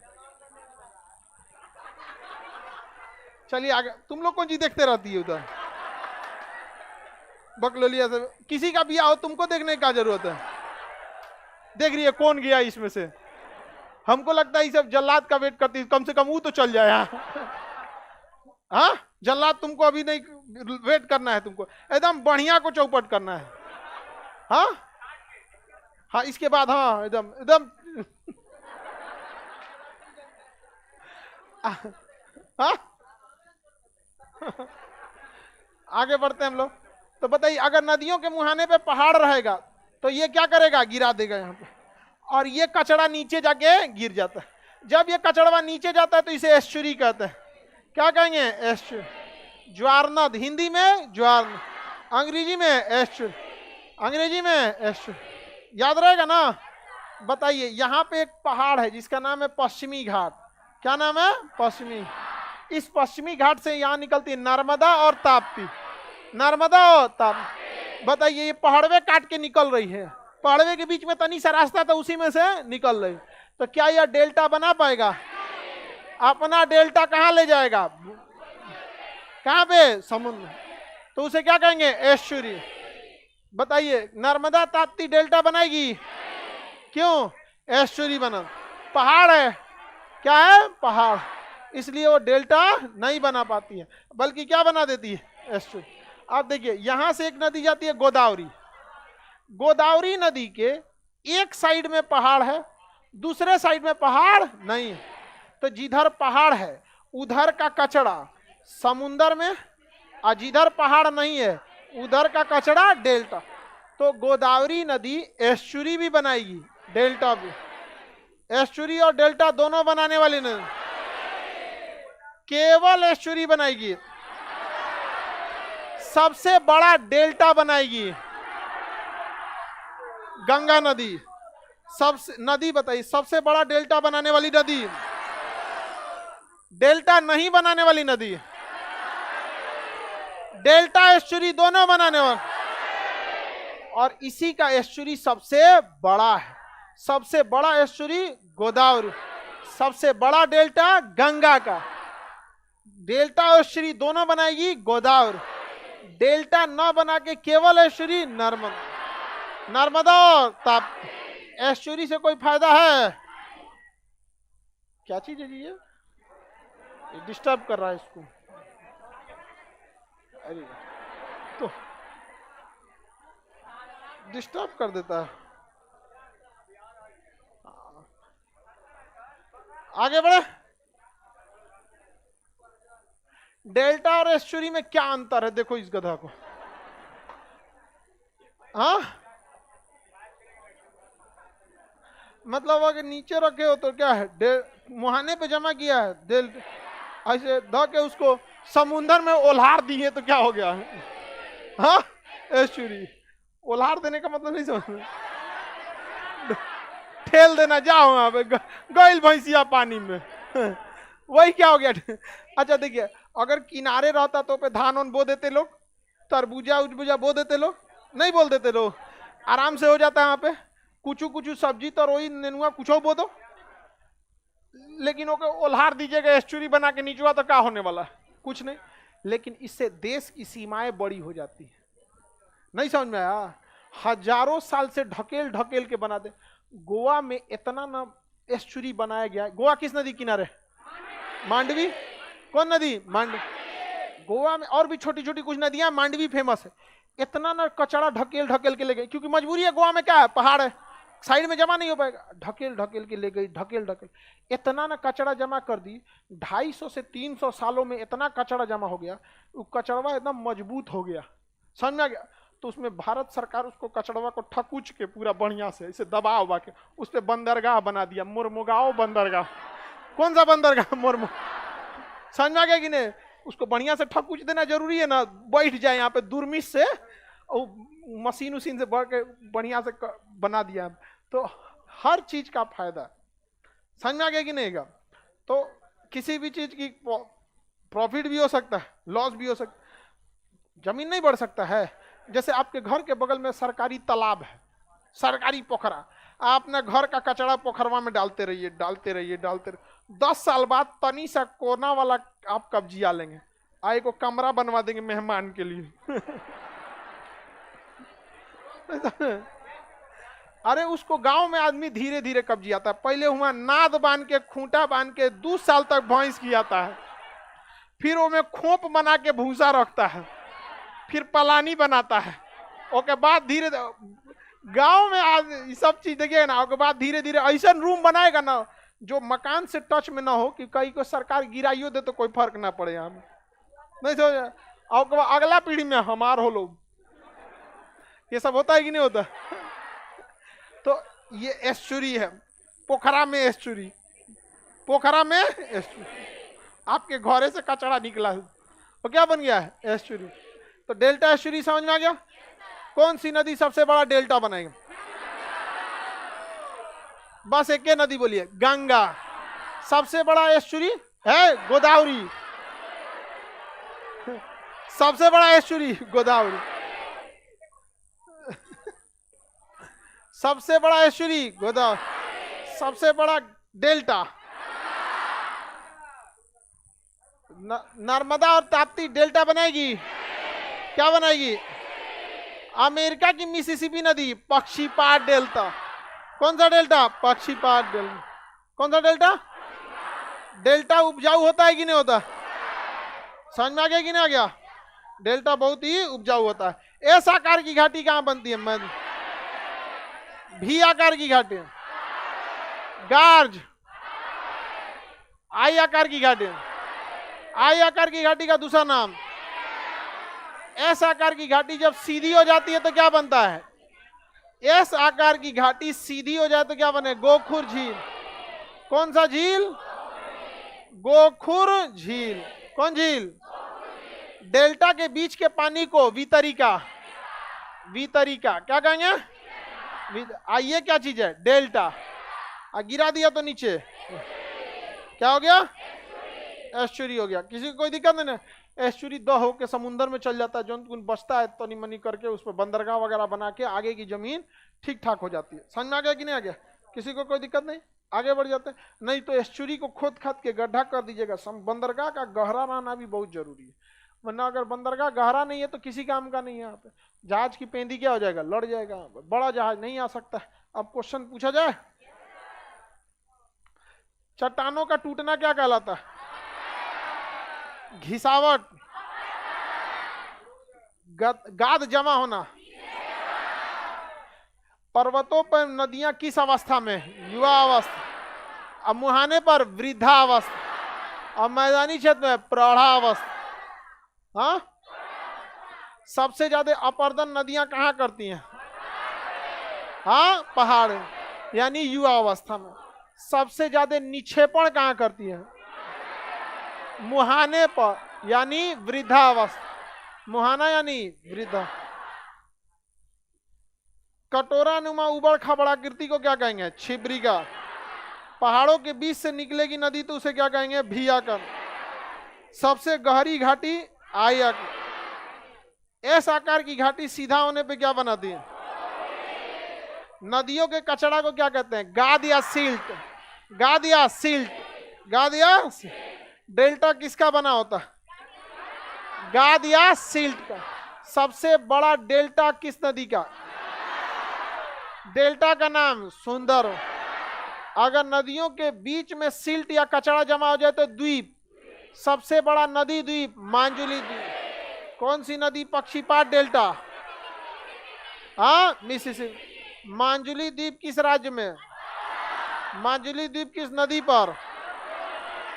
हाँ, ब्रह्मपुत्र। ब्रह्मपुत्र और गंगा के संयुक्त डेल्टा का नाम? सबसे बड़ा डेल्टा। डेल्टा जब नदियों समुद्र में गिरा देती है तो उसे क्या कहते? सबसे बड़ा एस्चुरी किस नदी द्वारा? नर्मदा और ताप्ती। डेल्टा या एस्चुरी? डेल्टा के बीच से निकलने वाली पानी की धारा को क्या कहेंगे? क्या कहेंगे? वितरिका कहेंगे। वितरिका। एस्चुरी से सागर का तट बढ़ता है या घट जाता है? सबसे बड़ा एस्चुरी किस नदी का है? वह नदी जो वर्तमान में गायब हो गई है, सरस्वती। कौन नदी? दुकान जमीन के अंदर ही चल गई, उसे कहेंगे भूमिगत। कौन सी नदी भूमिगत हो गई? भूमिगत होने वाली नदी निपटा दी है इसको। अब पानी के अंदर, जमीन के अंदर कौन नदी चली गई? सरस्वती। अब जमीन के अंदर चलते हैं। देखिए, जमीन के अंदर पानी कहाँ जा सकता है? जहां पर बलुई मिट्टी रहे, तो बलुई मिट्टी जो होती है भंस जाता है। बलुई मिट्टी की खराबी क्या है? भंस जाएगा। लेकिन कहीं कहीं मिट्टी चूना पत्थर होता है, किसी किसी मिट्टी में चूना की मात्रा होती है। तो हमेशा याद रखिएगा, मिट्टी हमेशा एक जैसा नहीं रहेगा। यहाँ की मिट्टी कुछ और रहेगी, उतना दूर की मिट्टियाँ कुछ और हो जाएगा। आप वही के गांव में एक टोला मिट्टी अलग और टोला मिट्टी अलग, तो बनावट बड़ा उटपटांग होती है। तो मिट्टियों में जब कभी चूना पत्थर मिल जाता है, मिट्टियों में जब कभी क्या मिल जाता है, चूना पत्थर, तो ऐसे जगह को काष्ठ प्रदेश कहेंगे। क्या कहेंगे? जब कभी चूना पत्थर मिला रहेगा तो उसे क्या कहेंगे? काष्ठ प्रदेश। कौन सा? काष्ठ प्रदेश। चूना पत्थर वाले को क्या कहेंगे? काष्ठ। तो क्या पूरा जमीन में चूना का होगा? हाँ, चूना होगा, कहीं मिट्टी होगा, कहीं पत्थर होगा। चूना, मिट्टी, पत्थर मिक्स हो जाएगा। क्या हो जाएगा? मिला हुआ रहेगा। बारिश जब होगी तो क्या पत्थर गलेगा? बालू गलेगा नहीं, इधर उधर हो जाएगा, गलेगा नहीं। लेकिन चूना अच्छा जो गल के पनिया के साथ चल जाएगा दूसरे टोला, और वहां हो जाएगा गड्ढा। वहां क्या हो जाएगा? गड्ढा हो जाएगा कि नहीं हो जाएगा? तो वहां गड्ढा हो सकता है। तो जिसे हम लोग रंध्र कहते हैं। क्या कहते हैं? रंध्र, या उसे कुबाला कहेंगे। क्या कहेंगे? कुबाला, या फिर डोलाइन कहते हैं। क्या कहेंगे? डोलाइन। डोलाइन वो छिद्र का साइज डिपेंड करता है। जैसे मान के चलिए किसी जगह पे मिट्टी है, वहां पे चूना पत्थर कहीं कहीं पाया गया, तो बारिश होगा, जैसे पूरा गांधी मैदान समझिए, इतना बड़ा गांधी मैदान या बड़ा सा गांधी मैदान, क्या पूरे गांधी मैदान में चूना होगा? थोड़ा कहीं कहीं होगा। जहां छोटा छोटा होगा चूना वो गल जाएगा, छोटा छोटा रहेगा तो उसे क्या कहेंगे? रंध्र। क्या कहेंगे? रंध्र। साइज में थोड़ा बड़ा रहेगा तो कुबाला। क्या कहेंगे? कुबाला। एकदम बड़का बड़का जहां पाया जाएगा डोलाइन। क्या हो गया? ये डोलाइन। क्या हो गया? डोलाइन। तो जिस जगह पे मिट्टी में चूना की अधिकता होती है, ऐसे प्रदेशों को काष्ठ प्रदेश। इनमें अपर्दन यानी बह के जाने की संभावना सबसे ज्यादा रहती है। इनमें अपर्दन की संभावना सबसे ज्यादा रहती है, यानी बह के खिसक जाता है सबसे ज्यादा। जब छोटा छोटा गड्ढा बनता है तो उसे क्या कहेंगे? रंध्र। अच्छा, कहीं इतना बड़ा चूना पाया गया है, अब बारिश 1 घंटा हो गया तो गल गया ये चूना, कहाँ गया क्या पता? यहाँ पे कहीं और जाके जमा हो जाएगा। हो सकता है कोनो रंध्र को जाके बंद कर दे, ये भी तो हो सकता है। मान के चलिए इतनी सा कहीं चूना था, ये वाला चूना गल गया। क्या हो गया? गल गया। और ई वाला भी ससुरा गल गया, आई जाके ढाप दिया, तो ये तो बड़का गढ़ा हुआ, और 3-4 को छोटका गढ़ा को बंद कर देगा। तो ये सब क्रिया अपर्दन निक्षेपण होते रहती है सब यहाँ। तो छोटे छिद्र को रंध्र, बड़ा कुबाला, बड़का हो गया ये, हाँ डोल, बड़का पूरा उसमें ना छोटका गढ़ा है, उसमें लाठी डाल के डोला दीजिए पूरा इसे, तो क्या बन जाएगा? डोलाइन। समझ आ गया कि नहीं है? समझ आ गया कि नहीं? और तो मीडियम साइज का तो कुबाला। क्या चीज है? कुबाला। एकदम छोटा है तो रंध्र। रंध्र, कुबाला, रंध्र, कुबाला। डोलाइन में तो बहुत बड़का भोंका कर देगा। समझ में आ गया कि नहीं आएगा? बड़का भोंका कर देगा, और इसमें से पानी अंदर जा सकता है। पानी क्या जा सकता है? अंदर। अंदर पानी जा सकता है। तो इस जहां से पनिया अंदर जाता है ना, यहाँ पर अंधेरा हो जाता है। जैसे कोई गड्ढा है, आप देखिए गांव में कोई गड्ढा रहता है, पत्थर उत्तर के बीच में पानी अंदर जाते जाता है, तो अंधेरा रहता है, तो उसे अंधी घाटी कहते हैं। क्या कहेंगे? अंधी घाटी। क्या कहेंगे? अब पानी कहाँ प्रवेश कर गया है? अंदर, जमीन के अंदर। अब बताइए ये कहां तक जाएगा? पाताल तक जाएगा कि जहां तक चूना है वहां तक? जहां तक चूना है उसको गलाते जाएगा, गलाते जाएगा, गलाते जाएगा। अब जब चूना भीगेगा ना, तो कुछ कुछ चूना गल के ऐसे ऐसे खड़ा हो जाएगा। देखिए चूना भीगेगा तो गल के ऐसे हो जाएगा, और कुछ कुछ चीनवा ऊपर लटक जाएगा। देखिएगा ना, चूना कुछ कुछ ऊपर क्या हो जाएगा? लटक जाए। तो जो ऊपरा लटक जाता है उसे स्टेलेटाइट, और जो नीचे वाला रहता है स्टेलेमाइट। ऊपरा लटक गया तो स्टेलेटाइट, और नीचे रहा तो स्टेलेमाइट। समझ में आ गया कि नहीं आ गया? कुछ ऊपर हो गया, कुछ नीचे हो गया। समझ में आ गया कि नहीं आ गया? अंदर पानी चला गया, ऊपर गया तो स्टेले नीचे, और बीच के चूना को गला के वो आगे बढ़ गया है, पानी गला के आगे चल, तो इसे गुफा कहेंगे। क्या कहेंगे? गुफा। गुफा के मुहाना को अंधी घाटी। गुफा का मुहाना अंधी। अंदर गए तो गुफा, ऊपर से लटका है तो स्टेल। कोई भी चीज अगर ऊपर से लटका रहे हैं तो टाइट कसना पड़ेगा, नहीं तो खोपड़िए पे गिर जाएगा। भाई सब जितना ही सोच रहा है इसको टाइट नहीं कसा है जी, गिर जाएगा ये वाला। ये एक्रेलिक, ये हल्का सा होता है, एक्रेलिक बोलते हैं इसको, बहुत हल्का होता है। सब नकली छत है। ओरिजिनल थोड़ी है, उसमें एक आदमी चढ़ेगा तो गिर जाएगा नीचे। हाँ, रेडीमेड छत बोलते हैं इसको, फॉल सीलिंग। एक्रेलिक होगा नहीं तो जिप्सम होगा, एक्रेलिक थोड़ा सा ठीक ठाक रहता है। तो ये सब कैसे कसा हुआ है? एकदम टाइट। तो एक हो गया स्टेले टाइट, एक हो गया स्टेले माइट। बताइए जो ऊपर है उसे, और जो नीचे है, और बीच के खाली जगह को क्या कहेंगे? गुफा में पानी आते रहेगा कि नहीं? हाँ, आगे बढ़े। तो देखिए छिद्र को ही हम लोग अलग अलग नाम देते हैं लोग। रंध्र भी छिद्र, कुबाला भी छिद्र, डोलाइन भी छिद्र। दिमाग नहीं लगाएगा, सब छिद्र। कौन बड़ा कौन छोटा का दिमाग नहीं लगाना, वो सब क्या है? छिद्र। डोलाइन किस क्षेत्र में बनेंगे? पर्वतीय क्षेत्र में कि चूना प्रदेश? हाँ, अंधी घाटी, गुफा या कंदरा? सुना, चट्टान में गुफा बनेगा। कभी कभी चट्टानों के साथ साथ चूना पत्थर पाया जाएगा। कोई बहुत बड़ा चट्टान है, बीचों में क्या है? चूना है। बारिश झटास मारेगा, चूना गलते जाएगा गलते जाएगा, क्या बन जाएगा? कंदरा। गड्ढा अंदर तक हो गया तो शुरुआती भाग को अंधी घाटी, अंदर गया तो कंदरा। ऊपर से लटके चूना को, नीचे से लटका, इसमें बीच से पानी जाएगा। जब बारिश होगा पानी जाएगा, पानी जाएगा यहां से। कभी कभी ऐसा होगा ना कि बाहर का पानी भी इसी में घुसेगा, और बाहर के पानी में चूना की मात्रा रहेगी। आप ध्यान से सोचिए, अगर बाहर में तो बहुत सारा डोलाइन बना है तो चुनवा बाहर ही निकला होगा, युबाला में से भी चूना बाहर निकला होगा, और यह चुनवा इस गढ़ावा के रास्ते अंदर जा सकता है कि नहीं? जा सकता है, इसमें चला जाएगा यहाँ पे। अब जब जाएगा तो सबसे पहले किधर से? अंधी घाटी। कौन से जाति जाएगा? हाँ, अंधी घाटी।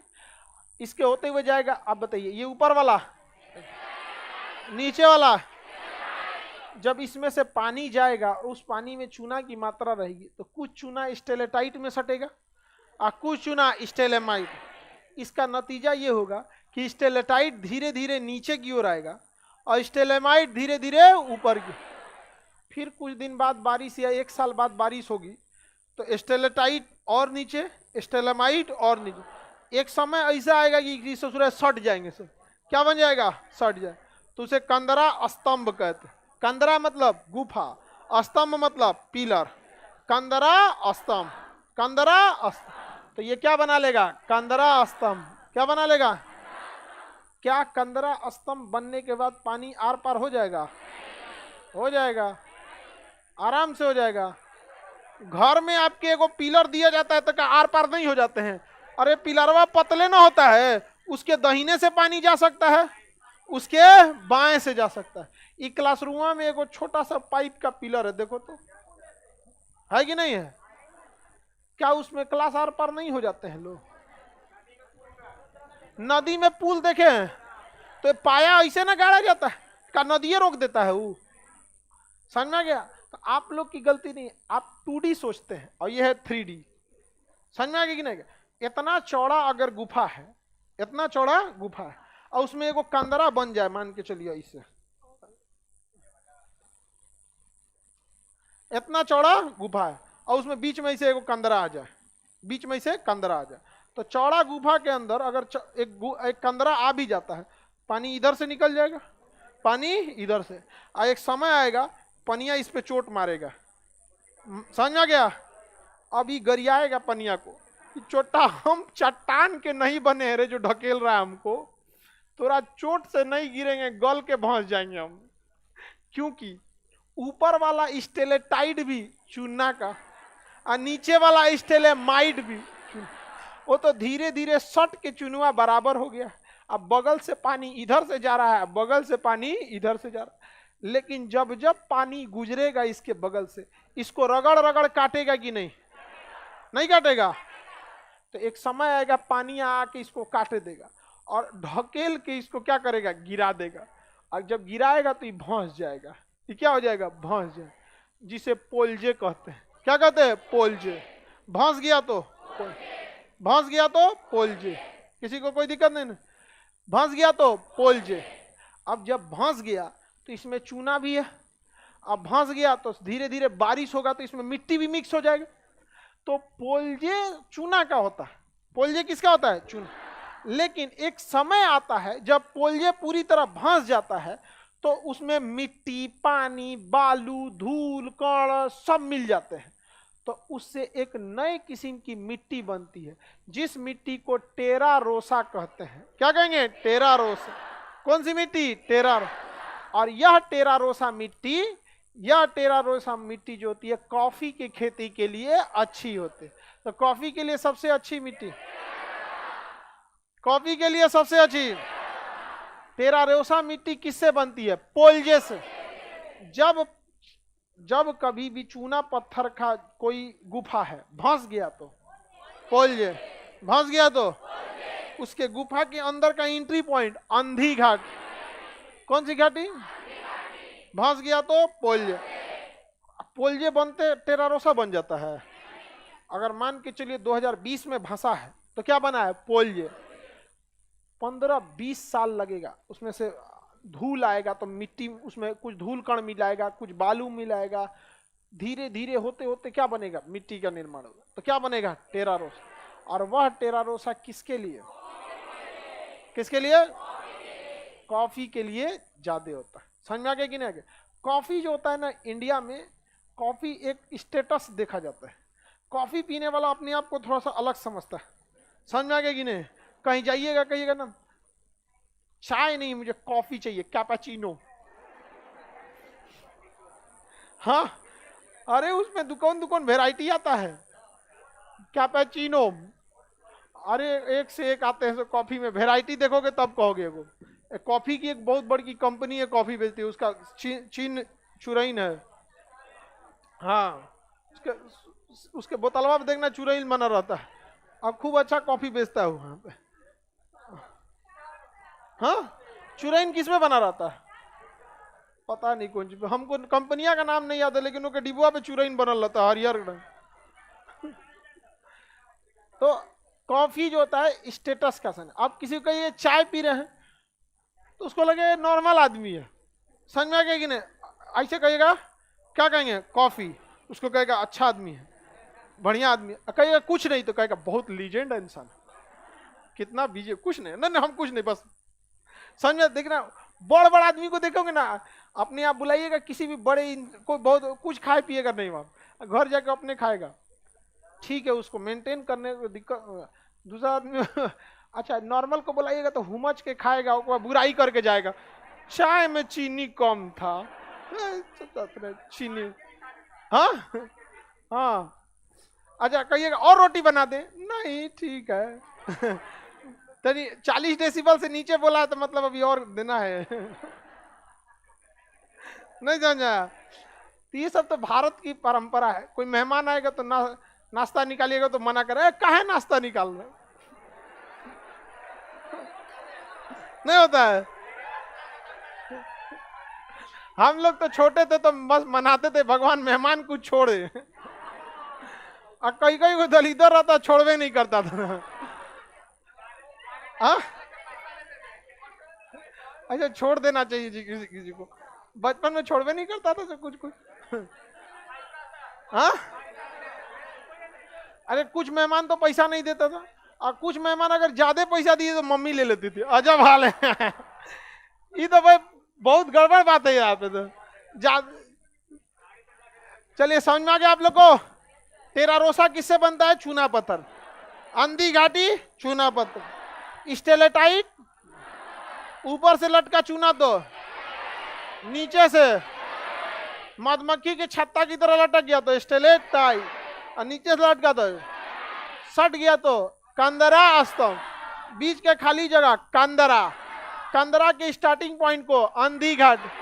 कंदरा भंस गया तो पोल्जे, भंस गया तो 10-15 साल बाद इससे जो मिट्टी बनेगी टेरारोसा मिट्टी किस चीज के लिए? हाँ बताइए, अंधी घाटी कहाँ मिलेगी? हाँ, कास्ट प्रदेश में मिलेगी। किसी को कोई दिक्कत नहीं ना? भूमिगत जल द्वारा स्थायीकृत चूना क्षेत्र, चूना प्रदेश वाले क्षेत्र में पाए जाते हैं जिसे कास्ट प्रदेश कहते हैं। यह जल बहुत ज्यादा सोखती है। कंदरा के ऊपर लटकी स्थलाकृति को क्या कहते हैं? स्टेलेट। और नीचे लटकी स्थलाकृति, दोनों सट गया तो कंदरा स्टार्टिंग पॉइंट को आंधी घाट, धंस गया तो पोलजे, मिट्टी को टेरा रोस। अब समुद्र द्वारा स्थलाकृति देख लेते हैं, इसको खत्म कर देते हैं आज हम लोग। एकदम रेडी है ना आप लोग? समुद्र में भी स्थलाकृति बनेगा कि नहीं बनेगा? हाँ बनेगा। समुद्र में स्थलाकृति का निर्माण मुख्य रूप से लहरों द्वारा होता है। समुद्र में स्थलाकृति यानी जो भी स्ट्रक्चर का निर्माण होता है किसके द्वारा होता है? किसके द्वारा? समुद्री लहरों द्वारा। समुद्र में भी कचड़े जमा रहते हैं कि नहीं जमा रहते हैं, जिसे हम सिल्ट या गाद कहते हैं। सिल्ट या गाद। समुद्री लहरें इन सिल्ट को क्या करती हैं? आगे ढकेलती रहती हैं। क्या करती हैं? आगे ढकेलती रहती हैं। और आगे ढकेलते ढकेलते एक समय आता है कि इस कचड़े को सामने ले आके जमा कर देती है। इससे पानी का कुछ हिस्सा दूसरी साइड घिर जाता है, जिसे लैगून झील कहते हैं। क्या कहेंगे? लैगून झील। बताइए, लैगून झील का निर्माण समुद्र के किनारे होगा या बीच में? लैगून झील का पानी मीठा होगा कि खारा? लैगून झील का निर्माण सिल्ट के वजह से हुआ या लहरों द्वारा? हाँ, लहरों द्वारा। सिल्ट रहले रह जाएगा, ढकेल के कोई नहीं लाएगा तुम। अच्छा, आप कहिएगा तो लहरवे क्या कर लेंगे बिना सिल्ट के? तो लहर जब उठेगा ना तो सिल्ट को बकोट के लेके चल आएगा। लहर जो है ना वो लेके चला। मुख्य कारण क्या है? लहर है। समझ में गया? लहर जब समुद्री लहर आएगा ना, सिल्ट अपने से लेते आएगा कचड़वा को, लेकिन सिल्ट कभी भी लहर उत्पन्न नहीं कर सकता। क्या कचड़वा कहेगा क्या कि आज सुनामी लाते हैं? और लेकिन लहर, तो समुद्र में जो भी निर्माण स्थलाकृति होती है किसके वजह से? लहर। किसके द्वारा? लहरों द्वारा। समुद्र के किनारे कभी कभी पर्वत पाए जाते हैं। समुद्र के किनारे कभी कभी क्या पाया जाता है? पर्वत। इन पर्वतों पर समुद्र की लहरें क्या करती हैं? हमेशा टक्कर मारते रहती हैं। इन पर्वतों पर समुद्री लहरें हमेशा क्या बनती हैं? टक्कर। और इसमें एक समय आता है कि इसमें क्या बना देती है? गुफा बना देती है। क्या बना देगी? गुफा। तो बताइए, समुद्र के किनारे क्या गुफा बन सकता है कि नहीं बन सकता? बन सकता है। समुद्र के किनारे गुफा बन सकता है। और ये गुफा नौसेना के लिए काफी अच्छा होता है। नौसेना अपनी पनडुब्बियों को इसमें लेके चलना। रामबिली एक जगह है विशाखापट्टनम के पास। रामबिली, उस जगह में खाली जगह, समुद्र के किनारे इसे पहाड़ है। समझा क्या है? पहाड़। और पहाड़ में ना समुद्री लहर छेद कर दिए, तो नौसेना ने क्या किया ना, औरों में ले जाके छेदवा को क्या किया और बढ़िया से बना दिया आने जाने के लिए। अब समुद्र के पनडुब्बी रहती है, पानी के नीचे आती है, अंदर अंदर इसी के अंदर चली जाती है, ऊपर से पता नहीं चलता है किधर चला गया। चाइना में भी है Yulin naval base. Yulin naval base, लेकिन उसकी दिक्कत ये है, यूलिन नेवल बेस जो है ना वो गहरा पानी में नहीं है, इसलिए पनडुब्बिया नीचवे नीचवे आती है, लेकिन पानी वहां उथला है तो ऊपर से झलक जाता है। झलक जाने का मतलब समझ?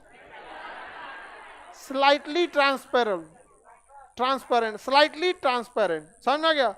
तो सैटेलाइट से देखने पे ना पनिया के नीचे से कुछ जाएगा, अब बड़का पनडुब्बी जाएगी तो नहीं पता चल जाएगा यहाँ पे उसका डिजाइन से। और हम लोग का जो विशाखापट्टनम के पास है रामबिली, विशाखापट्टनम भारत का सबसे गहरा बंदरगाह, वो नीचे नीचे चल जाता है, पते नहीं चलता है। समझ में आ गया कि नहीं? आइए वाला चाइना वाला यूलिन बेस देख लेते। चाइना के पास पनडुब्बी वगैरह ज्यादा है सर। चाइना क्या करता है ना, अपना पुरनका जहाजिया को रिटायर नहीं करता है, वही गिनले रहता है, ओकरो गिनता है। समझा गया? तो भारत के पास पता चलेगा 18 को पनडुब्बी, उसके पास पता चलेगा 80 को। अरे 80 को 50 को पुरान है, धकेल के स्टार्ट करना पड़ रहा है। लेकिन चाइना मनोवैज्ञानिक दबाव बनाता है, वहां मीडिया छापने से पहले सरकार से पूछती है, वहां नहीं छाप सकता। हमारे यहाँ कोई पुरान पनडुब्बी रहेगी, तुरंत वहां 20 कन्या पहुंच, ये देखिए नमस्कार, आज की ताजा खबर, हमारे सैनिकों की जान खतरे में। यहाँ पनडुब्बी में देखिए पेंट झड़ गया है, चालू नहीं हो रहा है, सेल्फ स्टार्ट खराब हो गया, धुआं दे रही है पनडुब्बी। यहाँ चाइना में तो न्यूज देखा है ना, मार देगा चाइना, उदिया जाएंगे यहाँ पे, वही पनडुब्बिया से मार देगा, मार एक रे मार, यहाँ पे उदिया जाएंगे। चाइना को इससे फायदा होता है। खैर चाइना कम्युनिस्ट देश है, वहां आप किसी के खिलाफ कुछ बोल, सरकार के खिलाफ आप कुछ नहीं बोल सकते। आगे बढ़े। मेहराब किसके द्वारा? समुद्री गुफा लहरों द्वारा। लैगून लहरों, समुद्री गुफा बीचों में कोनो पहाड़ खड़ा रहता है, बीच बीच में भी क्या होता है, पहाड़ खड़ा होता है। और कभी कभी समुद्र के बीचवा में पहाड़वा रहता है ना, एक और छेद देता है समुद्र, आर पार हो जाता है, पनिया आर पार हो जाता है, पानी क्या हो गया, आर पार। अब पहाड़ खड़ा है, अब बीचवा में दरवाजा की तरफ फांक कर देता है। समझ में आ गया कि नहीं आ गया? दरवाजा की तरह क्या करता है, फांक कर देता। क्यों कर देता है? क्योंकि वो पूरे पहाड़ में अगर बीच में जहां का चट्टान कमजोर पाया जाएगा, वहां की चट्टान को लहरें मार के फोड़ देंगे। तो इसमें सब टूरिस्ट सब घूमने जाएगा सब यहाँ पे। अंग्रेजवा सबको ना तैरने उड़ने का बड़ी शौक रहता है, ए पे चढ़ के कूदेगा सब। समझ में आ गया कि नहीं आ गया? मेहराब बन जाता है। क्या बन जाता है? मेहराब। तो मेहराब किसके द्वारा? लैगून झील, समुद्री गुफा, हाँ, लहरों द्वारा बनता है। अच्छा, समुद्री जो तट होता है, समुद्री तट को ये लहरें मार मार के कोना कोना निकाल देती हैं, सही से कोना निकाल देती है, जिसे हम दंतुरित तट कहते हैं, दंतुरित तट। तो बताइए, दंतुरित तट भी किसके द्वारा? लहरों। यानी जो भी समुद्र में स्थलाकृति बनेगी किसके द्वारा? हाँ, मेहराब, लैगून, समुद्री गुफा, याद रहेगा ना? तो समुद्र द्वारा भी अब बना ही सकते हैं। सिल्ट द्वारा भी बनेगा क्या? डेल्टा सिल्ट द्वारा बना है। डेल्टा किसके द्वारा बना है? क्योंकि वहां पे लहर अपना दम तोड़ दी थी। एस्चुरी लहरों द्वारा बना है, एस्चुरी ढकेल के गिरा दिया है, लेकिन डेल्टा सिल्ट द्वारा। सिल्टवा खड़ा होकर कहता है नदी से, दम है तो अब ढकेल के दिखाओ। नदी कहता है ना हो तो अब बुढ़ा गई लियो, अब ना हो तो सती खत्म हो गया, ढाल नहीं है उसका। याद रहेगा ना? बताइए तो। लैगून झील का ही दूसरा नाम कयाल होता है या पश्च सागर। पश्च सागर मतलब बैक साइड लेक कहते हैं, समुंदर के पीछे है, समुंदर के पीछे। ये लैगून झील काफी अच्छा होता है ट्रेनिंग देने के लिए या पिकनिक उकनिक मनाने के लिए। लैगूने झील ठीक है। यहाँ कोनो पिकनिक मनाएगा, घपाक से चल गया अंदर तो दिखते होगा, हमें तो खोजियो लेगा आदमी, कहाँ गई रे सुरेंद्र। समझ में आ गया कि नहीं? और में उसमें तो कभी कभी एक बार पर्यटकों का एक ग्रुप गया समुद्र में घूमने के लिए, बीच उच पे मगरमच्छ कभी कभी किनारे चले आते हैं। हालांकि नेट लगाया गया रहता है, लेकिन समुद्र में आप मगरमच्छ को नेट से रोकिएगा, कोनो कोनो खचरा होता है सब देख लेता है, सब कहने से निकलते हैं, घींच के लेके चल गया एक आदमी। हालांकि पर्यटक जगह जहां बनाए जाते हैं वहां काफी वार्निंग साइन दिया जाता है। अक्सर देखिएगा मुंबई या गोवा वाले जितने भी बीच हैं, गोवा में तो बीच के लिए ही फेमस है गोवा, पर्यटक वहां ज्यादा आते हैं, हमेशा कोनो न कोनो डूबल रहेगा, समुद्री लहरवा में चल जाएगा नहाने। इतना दूर पानी में, इतना दूर पानी में तो गए काम से आप। समुद्र का पानी आपके घुटना से नीचे रहेगा तो ढकेल के गिरा देता है, क्योंकि नल का पानी नहीं है। अच्छा, मान के चलिए आपके घुटना पे कोई गिलास से पानी फेंक दिया, कोई असर पड़ेगा? एक बाल्टी फेंका तो असर पड़ेगा, एक ड्राम फेंक दिया तो भले वो घुटना के नीचे फेंकेगा, एक ड्राम फेंकेगा ना दहल जाइएगा। और समुंदर आता है ना, तो अगर घुटना बराबर है तो पूरा उतना दूर तो घुटने ढकेल देता है, इसे गिर जाइएगा, और गिरेगा तो चढ़ जाएगा पनिया ऊपर और लौट के लेके चल जाता है। चल चल चल चले तुझे तारों के सर। सात समुंदर पार, लेकिन फिर लौटा देता है। कभी कभी क्या होता है, लौटा देता है, किसी किसी को नहीं लौटाता है हमेशा पे। 8 लहर के बाद समुद्र की छोटी छोटी 8 लहरें आती हैं। 8 लहर के बाद समुद्र बहुत पीछे हटता है, मतलब बाकी लहरों की तुलना में 100-150 फीट ज्यादा पीछे हट जाता है। अब फिर थोड़ी देर में आता है, तो आप पहला लहर में घेराएं तो पहला लहर लौटेगा और फिर लौटा देगा, दूसरा में गए फिर लौटा देगा। अमूमन एवरेज अगर 7वां में पकड़े तो 8वां लहर बनेगा। मान के चलिए आप 7वां में गए, अरे बड़ी मजा आया यहाँ पे, और के बाद वो 8वां नंबर आया, घपाक से 200 फीट अंदर लेके चल गया वहां पे। अब उसके बाद जो लहर भी आएगी ना, बहुत बड़ी आएगी, उलाट पलाट के लिए आएगी आपका, उसी में कहानी खत्म हो जाएगा। निकलने के लिए कहेंगे निकल निकल निकल, और के बाद देखेंगे उल्टा निकल गई, घाट वो पट्टी। समझ में नहीं आएगा वहां पे। समुद्री लहरें बहुत ताकत, वो एक पेंडुलम हो जाता है, नहीं एक औसतन 8वां या 9वां लहर क्या हो जाती है, थोड़ी तेज हो जाती है। बता सकते हैं ना? पोखरे ठीक है, आप लोग बताइए। समुद्री मेहराब लैगून झील, दंतुरी तट किसके द्वारा? पोलजे, पोलजे कास्ट प्रदेश, टेरारोसा कास्ट, अंधी घाटी, युवाला, डोलाइन, बोलो बाबू। समुंदर का लहर, क्यों लहर आ जाता है? आते रहता, पृथ्वी रुकी है कि घूम रही है? तो उसका पनिया छलकेगा। ऐसे एक काम करो, सुनो ध्यान से, ऐसे पानी ले लो इसे थाली में, ठीक है, ऐसे लेकर ऐसे घूमो, बताओ ये पनिया छलकेगा कि नहीं छलकेगा? बताओ पनिया छलकेगा? बस समुंदरवा का पनिया छलक रहा है। काय छलक रहा है? हाँ, पृथ्वी घूम रही है, समझ में आ गया? अच्छा, ऐसे घूमते घूमते अगर पृथ्वी पगला के उल्टा घूम गई, ज्यादा ही छलक जाएगा पनिया, समझ आ गया? और जितना समुंदर के किनारे किनारे के बड़े बड़े शहर हैं सब लोग तबाह हो जाएंगे। तो पृथ्वी का घूर्णन करना ठीक है, नियत गति से घूमे तो ही ठीक रहती है। अब देखते हैं हम लोग मरुस्थलीय क्षेत्र में बनने वाली स्थलाकृति, इसको याद रखेंगे आप लोग फटाफट। ये दो याद हो गया ना? उसके बाद हिमनद और मरुस्थलीय क्षेत्र देख लेंगे। देखिए, मरुस्थल क्षेत्र में स्थलाकृति का निर्माण पवनों के द्वारा होता है। किसके द्वारा? मरुस्थल क्षेत्र में पवनों के द्वारा इसलिए स्थलाकृति का निर्माण होता है क्योंकि मरुस्थल में किसी का घर, मकान, पेड़ पौधा नहीं होता, तो पवनों के रास्ते में किसी भी प्रकार का रुकावट नहीं होता। जब रुकावट नहीं होता है तो पवन बहुत तेज रफ्तार से जाती है, और जब रफ्तार तेज होता है और बीच में कोई धूल कण मिल गया तो लूह कैसे चलता है? अपने साथ कंकड़ पत्थर लेके जाता है, और खूब ज्यादा मात्रा में बवंडर उठा के कंकड़ पत्थर लेके धूल की आंधी लेके जाती है, और रास्ते में कोई दूसरे का घर, मकान, शीशा कुछ मिला पटक देता है, धड़ाम धड़ाम फोड़ देता है, और रास्ते में कोई पुराठ पर्वत मिला तो पर्वते पे ले आके पटक देती है। तो धीरे धीरे धीरे धीरे करते करते वो पर्वत क्या होता है? टूटने लगता है। जैसे नल से कुआं से पानी निकालिए तो रस्सी रगड़ाते रगड़ाते कैसे, सेम वैसे ही। तो मरुस्थलीय क्षेत्र में स्थलाकृति का निर्माण किससे होगा? पवन। समुद्र में पवनों द्वारा क्या क्या बनता है तो समझिए। बरखान, बालू का स्तूप, देखिए बरखान जो होता है ऐसे बालू जमा हो जाएगा तो क्या हो जाएगा? बरखान। ऐसे जमा हो गया, क्या हो गया? बरखान। अब पूरा उल्टा बन गया ऐसे तो बालू का स्तूप। तो मरुस्थलीय क्षेत्र में बरखान, बालू का स्तूप, बरखान, बालू का स्तूप, एगो छाता जैसा बन जाता है तो इसे छत्रक शिला कहते हैं। छाता जैसा बन गया तो छाता जैसा बन गया तो बरखान कहाँ बनेगा? मरुस्थल। छत्रक शिला, बालू का स्तूप किस क्षेत्र में? मरुस्थलीय क्षेत्र में।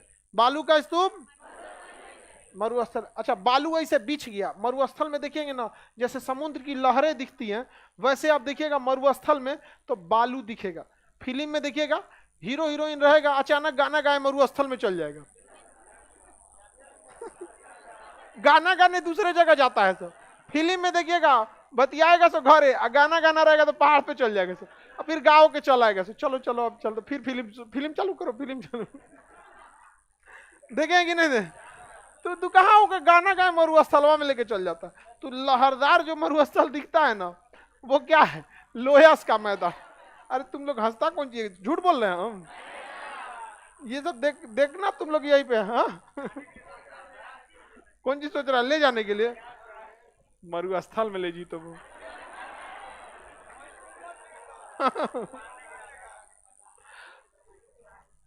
आगे बढ़े।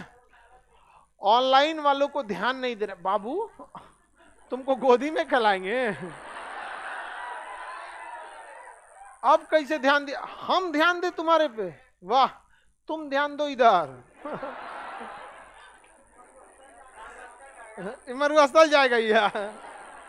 मरुस्थल में देखिएगा आगी उगी जला के गाना वाना गाते रहता है। यहाँ पे मरुस्थल में आग वगैरह जलाया जाता है। राजस्थान में जाएंगे ना बहुत ज्यादा आग जलाया था, तो हमसे एक तो बोला चलिए सर बोन फायर किए हैं। हमको लगा कोनो आदमी को हड्डी उड्डी जला दिया क्या कोनो, बाद में देखा तो कौड़ा जलीले था, लकड़ी नहीं, देहात में कौड़ा जलाया, उसको अंग्रेजी में बोन फायर बोलता है। तो बताइए ये क्या चीज है? लोयस का मैदान। कौन सा मैदान? लोयस का। क्या हो गया बाबू? जय जय जय। तुम्हारा तबीयत कैसे खराब हो गया? जय जय जय, जाने दो इसको, सही में तबीयत गड़बड़ लग रहा है। इधर से जाओ, उधर ही से चले जाओ, वो बंद होगा। तुम लोग गधा सबको, तुमको बोले थे ना, तुमको नहीं दिख रहा था इसका तबीयत का? उठ जाए, इंतजार कर रहा आएगा तो उठेंगे। वहां सब होशियार लड़का बैठे, सब बौधा बौधा बैठ गया है सब वहां पे एकदम, सब होशियार लड़का बैठेगा वहां, बकलोलवा बैठ गया है सब वहां पे। आगे बढ़े। लोयस का मैदान कहां बनेगा?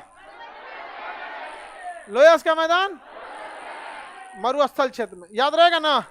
मरुस्थल में कभी कभी पहाड़ों के बीच में झील भी बनते हैं, वो झील पहाड़ों से घिरे रहते हैं, जिसे बालसन झील कहेंगे। कौन सा झील? बालसन झील। सूख गया तो इसे प्लेया कहते हैं। क्या कहेंगे? सूख गया तो प्लेया, सूख गया तो प्लेया, सूख गया तो बालसन झील या प्लेया। तो बालसन झील कहां बनेगा? बालसन झील कहां पे? अजमेर का आना सागर झील कैसा है? बालसन झील। कौन सा झील? चारों ओर से पहाड़ों से घिरा रहे। सांभर झील, बालसन झील, चारों ओर से क्या रहेगा? घिरा। अगर ये सूख गया तो इसे क्या कहेंगे? प्लेया। सूख गया तो याद रहेगा। बताइए बरखान कहां बनेंगे? बालू का स्तूप, लोयस का मैदान, छत्रक शिला, छत्रक शिला, मरुस्थली क्षेत्र। मरुस्थली क्षेत्र में किसके द्वारा स्थलाकृति बनते हैं? पवनों के द्वारा। किसके द्वारा? पवनों के द्वारा। अच्छा, इसे चतुर्भुज के समान बन गया तो इंसेलबर्ग, इसे क्या कहेंगे? कभी पहाड़ इसे टेढ़ा रुक गया तो इसे क्या कहेंगे? इंसेलबर्ग। बरखान कहां बनेगा? अंधी घाटी, अंधी घाटी, लोयस का मैदान, अंधी घाटी, बालसन झील, बालसन झील, अंधी घाटी, अंधी घाटी, पोलजे, भी आकार की घाटी। हाँ, नदी द्वारा, समझे? बस नदी द्वारा बोली। किसके द्वारा? लैगून झील, हाँ, लहरों द्वारा। बालसन झील, मरुस्थल, बालसन झील, प्लेया, मरुस्थल। सूख गया तो प्लेया। आगे बढ़े। बरखान, बरखान मरुस्थल में। इंसेलबर्ग, इंसेलबर्ग मरुस्थल में। इंसेलबर्ग, छत्रक शिला, इंसेलबर्ग, छत्रक शिला। आगे बढ़ जाए। अंधी घाटी, अंधी घाटी, बरखान, स्टेलेटाइट, नदियां जब कचरा मुहाने पे जमा कर देती है तो उसे क्या कहेंगे? हाँ, डेल्टा। अच्छा, समुद्र में गिरा दी तो छिपरी का बोल रहे? कौन दुनिया में है जी?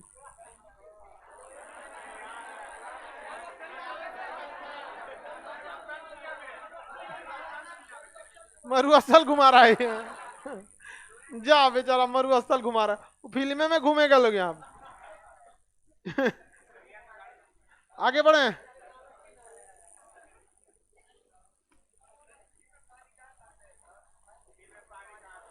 कभी कभी झील बहुत गहरा होता है ना, तो नीचे से पानी आ जाता है।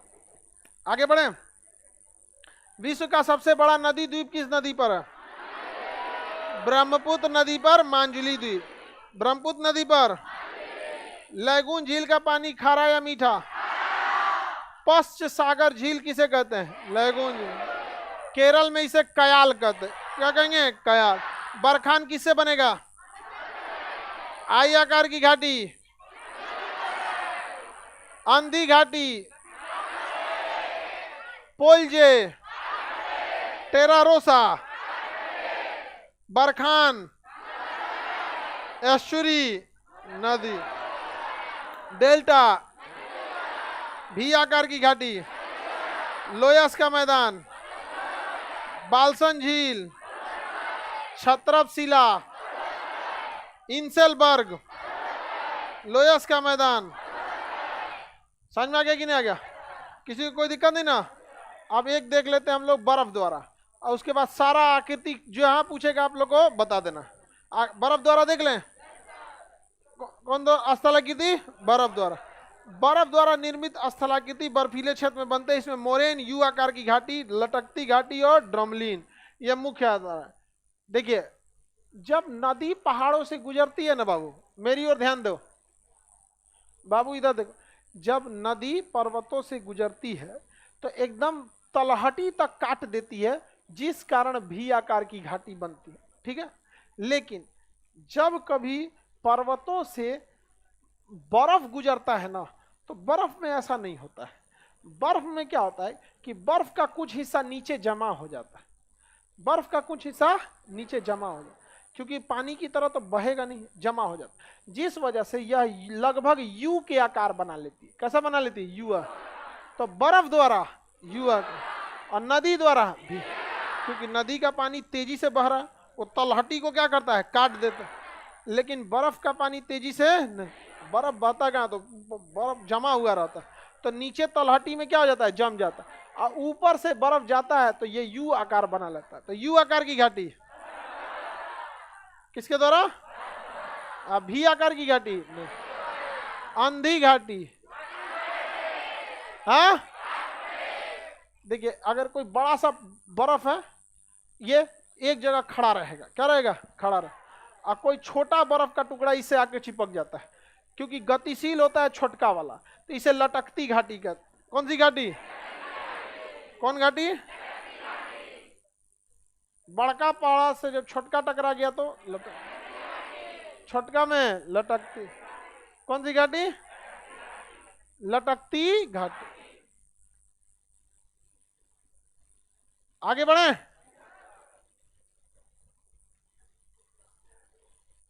पीडीएफ कहां से मिलेगा? एप्लीकेशन में 2 दिन भटकोगे ना, पीडीएफ कहीं ना कहीं मिल जाएगा उसमें, ठीक है। एप्लीकेशन में जाइएगा, ऊपर क्लास होगा, पीडीएफ होगा, नोट्स होगा, तो आपका पीडीएफ सेक्शन में क्या मिलेगा? पीडीएफ मिल जाएगा। पीडीएफ सेक्शन या नोट्स सेक्शन में क्या हो जाएगा? में नोट्स में मिलता है। हाँ, अरे 1-2 बार इधर उधर भटकोगे तो मिल जाएगा। आगे बढ़े। किसी को दिक्कत? बताइए, बड़े पहाड़ से छोटा पहाड़ टकराया तो, और ये बताइए नदी में बनेगा तो क्या हो गया जी आपको?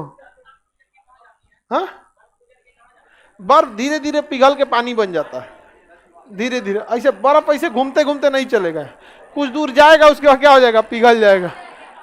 आपको क्या लग रहा है इसको भी नदी तक ले जाएं? वो बेचारा डेल्टा उल्टा सब बनाने के लिए सोच रहा है। खाना पीना खाओ बाबू,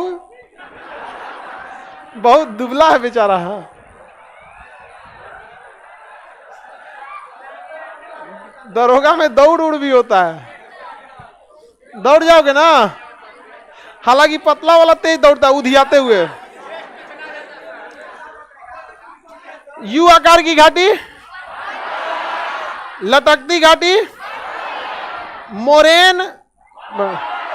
बर्फ में देखेंगे ना, ऐसे ऐसे बर्फ रहता है खूब ज्यादा, उसी क्या कहेंगे? मोरेन। बर्फ का रेगिस्तान क्या कहलाता है? मोरेन। क्या कहलाएगा? और यहाँ जब ये बर्फ यहाँ से घाटी क्या कहेंगे? मोरेन। और कहीं कहीं उल्टा बर्फ ऐसे जमा रहता है तो उसे ड्रमलिन कहेंगे। क्या कहेंगे? अब बर्फ का सादा मैदान रहेगा तो मोरेन। बर्फीले क्षेत्र में देखिएगा ना तो मोरेन दिखाएगा। यहाँ पे पूरा बर्फ बर्फ है, जहां तहां पे हीरोइनवा इतनी सा बर्फ उठा के हीरोआ को मार देगी। अरे भाई, उसमें अपडेट करना चाहिए, कुछ सुधार करना। वही मॉडल रिपीट मार रहे हैं। नहीं समझ में आया? गोला बना के यहाँ पे समझ में आ गया कि नहीं? तने देहात के ले जाना, बड़का चेक्का चला देगी।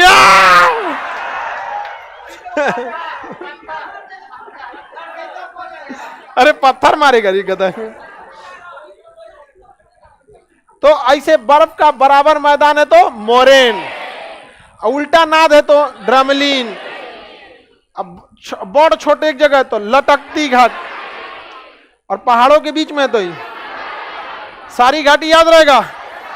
बर्फ का पहाड़ के पास से अगर समुद्र पाया जाता है, जैसे बर्फीले क्षेत्र में अगर समुद्र पाया जाएगा, नॉर्वे वगैरह में देखिएगा तो कहां पे नॉर्वे, तो वहां पे ना बर्फ भी पड़ता है, समुद्र भी है भयानक वहां पर। यूरोप किधर है जी, यहां देखिए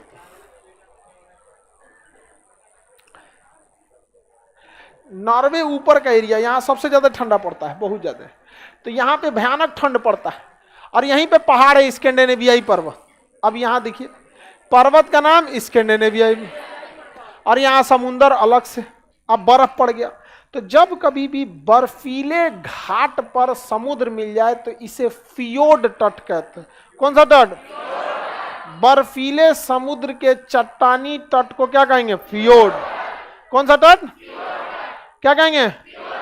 फियोर्ड तट। नॉर्वे का तट कैसा है? फियोर्ड तट। नॉर्वे का तट, फियोर्ड तट की विशेषता बर्फ होता है।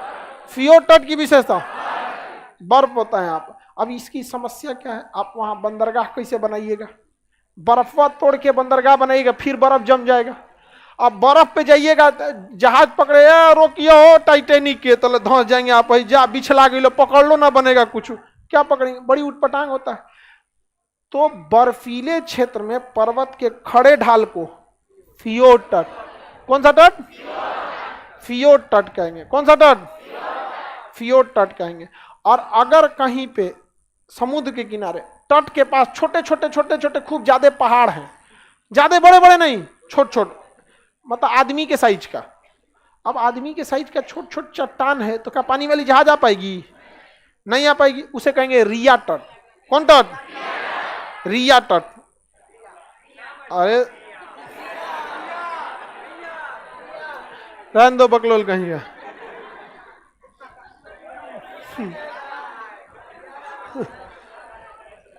आगे बढ़े। बेरोजगार रहोगे तो इसे खाली नामे से काम चलाना। और तुम्हारा नौकरी नहीं हुआ ना तो तुम्हारा को भी आना हो पाएगा, तुम्हारा अंकल टाइप का हो गया है।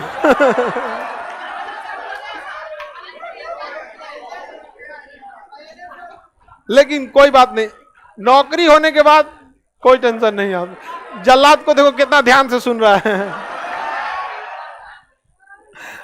आगे बढ़ते हैं। रिया हीरोइन, रिया चक्रवर्ती ना हीरोइन है। हाँ, सुशांत सिंह राजपूत के मैटर में बड़ी हाईलाइट हुआ था मैटर। आगे बढ़े। हालांकि सुशांत सिंह राजपूत बहुत अच्छा हीरो, अब पता नहीं क्या। हाँ, आगे बढ़े।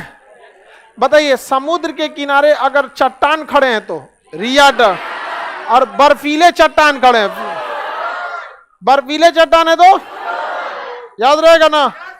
किसी को कोई दिक्कत नहीं? चल जाएगी कि नहीं जी? इधर से जाओ अपनी, उसका तबीयत ठीक नहीं लग रहा है, नहीं जा पाएगी, चल जाएगी। यू ना ना ना जा पाएगी। अरे वहीं बैठा दो उसको, चेयर पे कहीं पे। अरे ना, वहां चेयर वेयर हो तो कहीं बैठा दो किसी को छोड़ के। बताइए, बोलबो नहीं करती तो अभी वहीं गिरल रहती हैं। ऊपर पहले क्लास ले रहे थे ना, तो क्लास पढ़ा रहे हैं, बीच में एक कॉल आया, सर इस सीढ़िया पे कोनो गिरल है। कोई उड़ के गई थी, सीढ़िया पे गिर के बेहोश हो गई थी। बताइए, अगर हम बैच छोड़ दिए रहते तब? सीढ़िया पे कोई बेहोश होकर गिरा रहा है, बैच एक ही बार छूटता है, तो कम से कम बता के जाओ ना कि क्या हो गया, बेहोश होने वाले। आगे बढ़े। चलिए अब ध्यान से समझते हैं। बर्फीले तट को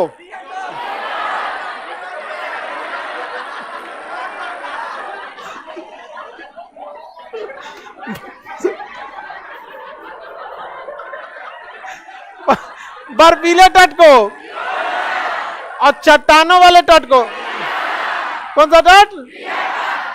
बर्फ के मैदान को मोरेन, बर्फ के मैदान को, अब बर्फ का कटोरा